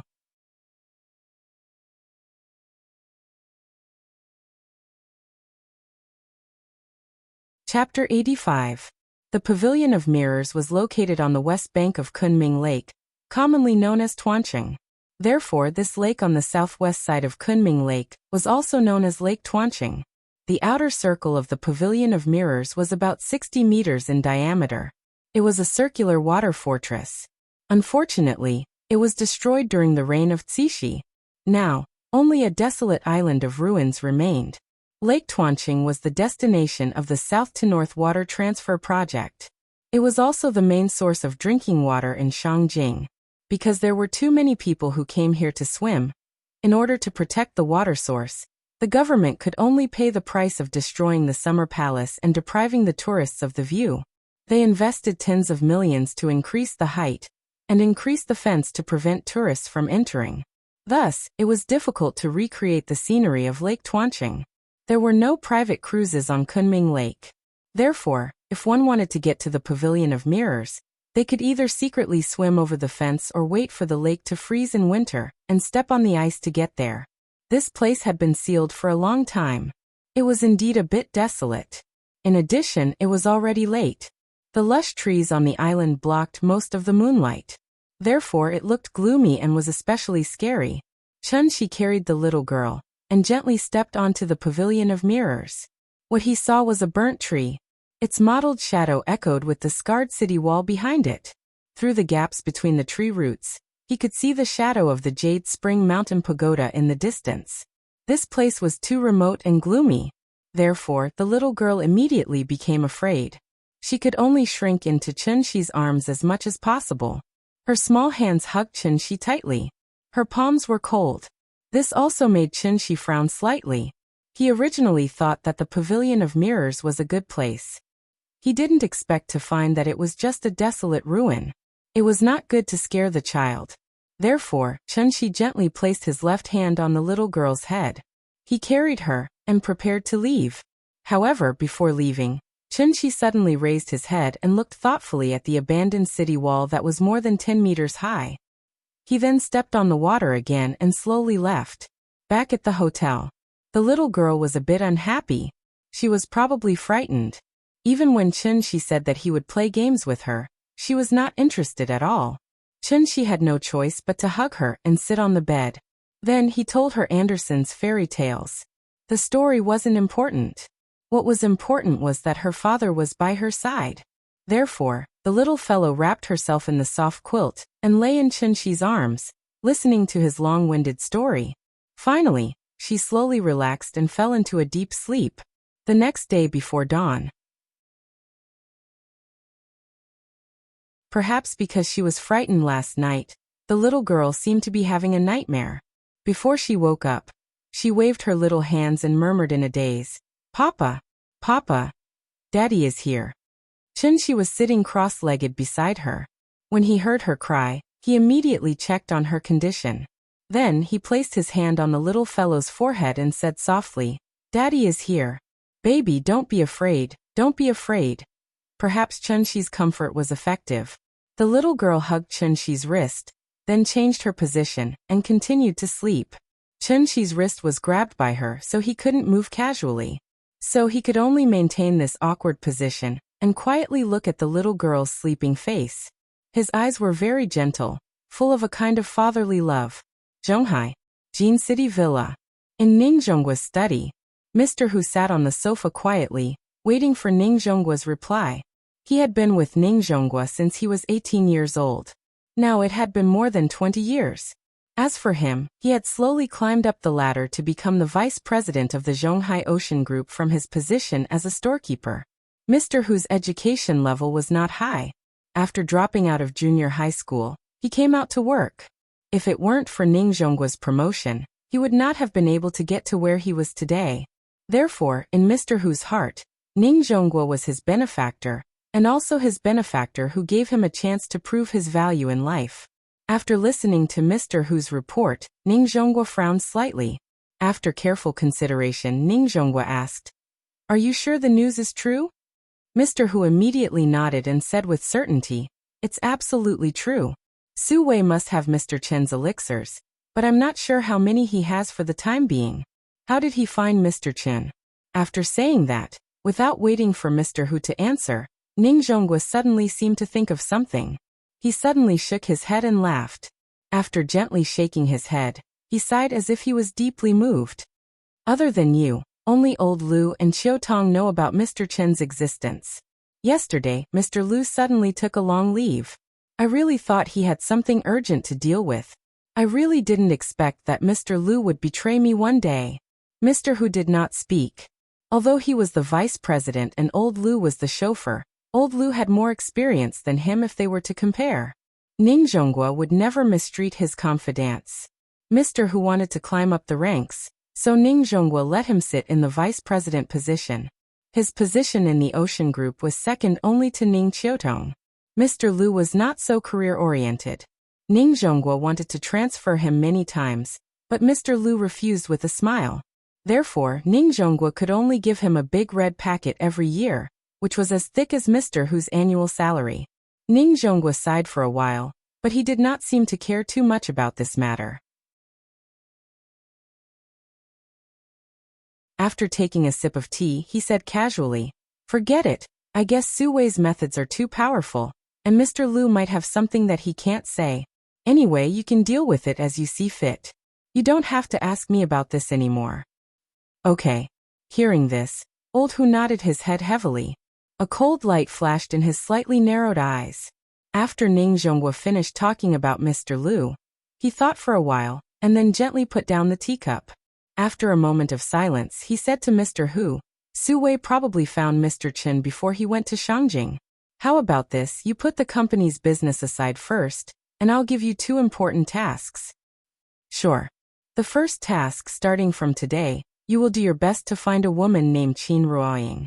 This woman is Mr. Chen's partner. She has been missing for 3 years, and was last seen in Shangjing. Mr. Chen probably went to Shangjing to find her. But I think you can start with Zhonghai University. This woman's identity is not simple, so there is no upper limit to the mission budget. When you need money, just go to the finance department. If you encounter any difficulties, let me know immediately, and I will help. Okay. The second task.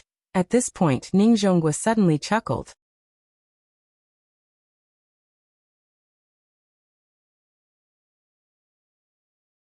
Chapter 86. Shangjing Mintai Affairs Investigation Center. Just from the name alone, this place seemed to be very powerful. But in fact, this was a so-called private detective company, the illegal kind. In 1993, the Ministry of Public Security issued a notice prohibiting any unit or individual from opening various forms of civil affairs investigation, security affairs investigation, and other private detective agencies. The prohibited services included handling civil and economic disputes, debt recovery, security and technical consulting, investigations involving personal privacy, and so on. In 2002, the State Administration for Industry and Commerce Trademark Office adjusted the scope of trademark registration. The original 42 categories of goods and services were expanded to 45 categories. Among them, the new permitted registration categories included the provision of private bodyguards, detective companies, and security services such as search and investigation. Therefore, many detective companies even had a formal registered trademark of private detective. However, a strange thing happened.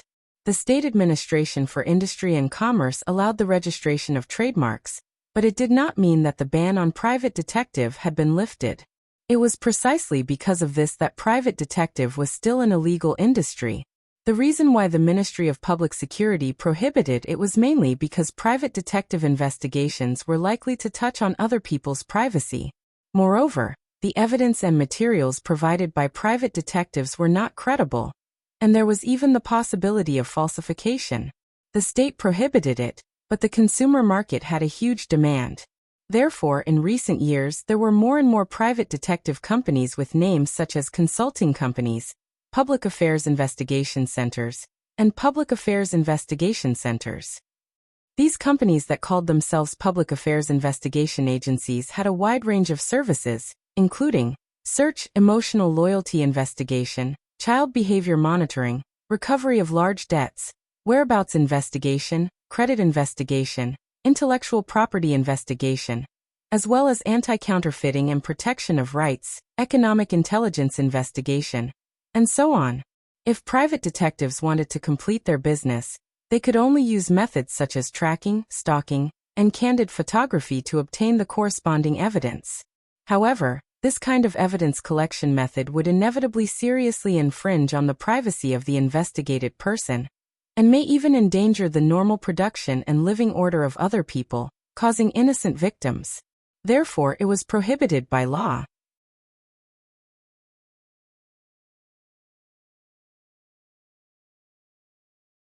Because of the special nature of the work, the employees would receive a living allowance of 200 yuan per day during the performance of the business. Even so, taking everything into account, how much was an employee's monthly salary? 50 million. Feng Mintai could immediately pull out a reinforced company of people to serve the god of wealth in front of him. Moreover, their industry was different from other industries. The industry had frequent exchanges, and there was no competition among the same industry.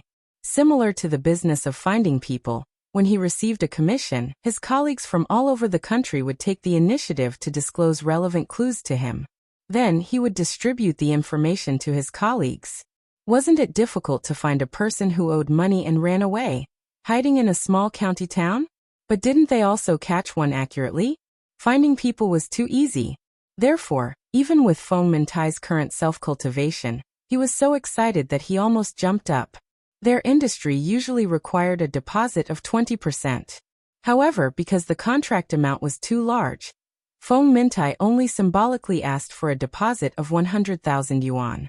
Then he patted his chest and promised that he could definitely find this person.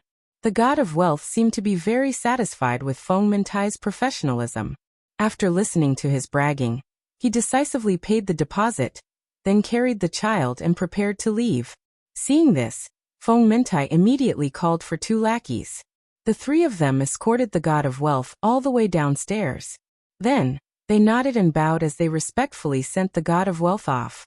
After the god of wealth left, one of the lackeys asked with a little doubt, "Boss, who is that? Didn't you say that we have to pay attention to style now? Why do I feel that our behavior just now was very degrading?" Hearing this, Feng Mintai jumped up and slapped him on the back of the head. Then he shouted loudly, "Degrading, degrading, what else do you know other than cutting people? That's the god of wealth, my grandpa, and also your grandpa. Do you understand? Learn from me, all of you. Let's go up and have a meeting. Call those guys back. Let's get to work." After explaining the task to Feng Mintai, Chunxi took the little girl straight to Tiananmen, ready to play in Shangjing. What he didn't know was, just as he was looking for the help of a private detective, in Zhonghai, Ningzhonggua and Suwei also took action. 2 big networks were launched from 2 super first-tier cities in Huaxia at the same time. They were bound to find that person for him.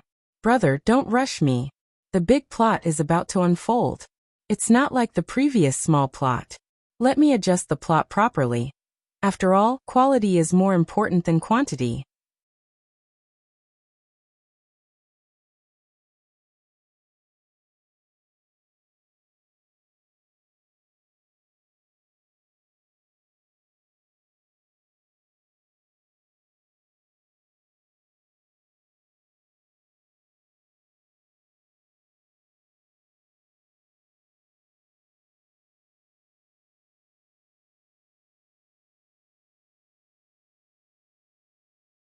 As a result, the simplified version of the Peiyuan Dam that Qinshi casually refined was actually crowned with a resounding name by others. Defying the heavens and changing fate, the king of hell is worried. Su Wei and Ningzhonggua were 2 different types of people. But after all, he was also a successful businessman, so just by relying on his own businessman's intuition, he inadvertently took away the plate that Ningzhonggua painstakingly set up. Su Wei originally thought that this medicine could only be sold for 30 to 50 million, but it was not until now that he truly understood the value of this medicinal pill. Su Wei didn't know whether Ningzhonggua was angry or not, but he was angry now. It was 2 o'clock in the morning, but 2 strangers broke into his house. The appearance of these 2 people could be accurately described with one word: short and vigorous. They were not tall, about 1.7 meters, and their skin was a little brown because of long-term sun exposure. When they opened their mouths, they spoke a language that Su Wei had never heard before. "Can you 2 change to a language that I can understand?" Su Wei sat on the sofa in a bathrobe. He raised his hands high and spoke carefully while secretly looking at the bodyguard who was lying on the ground at the door. He didn't know whether he was dead or alive. "Give us the medicinal pill." Hearing this, one of them spoke awkwardly in Mandarin while strangling Su Wei's neck. He completely put on a posture that said he would kill him if he didn't give it to him. What medicine?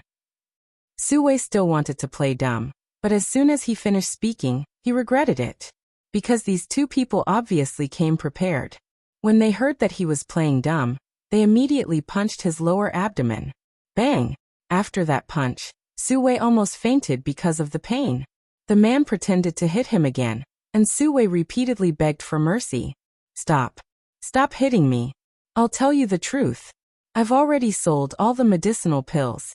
As soon as he finished speaking, Su Wei's lower abdomen was heavily punched again. And after this punch, Su Wei immediately spat out a mouthful of blood. Wait. Su Wei was nearly 50 years old. Wine, women, avarice, and temper had already destroyed his body, and he was reluctant to eat the precious medicinal pill. So after taking 2 punches, Su Wei obviously couldn't bear it.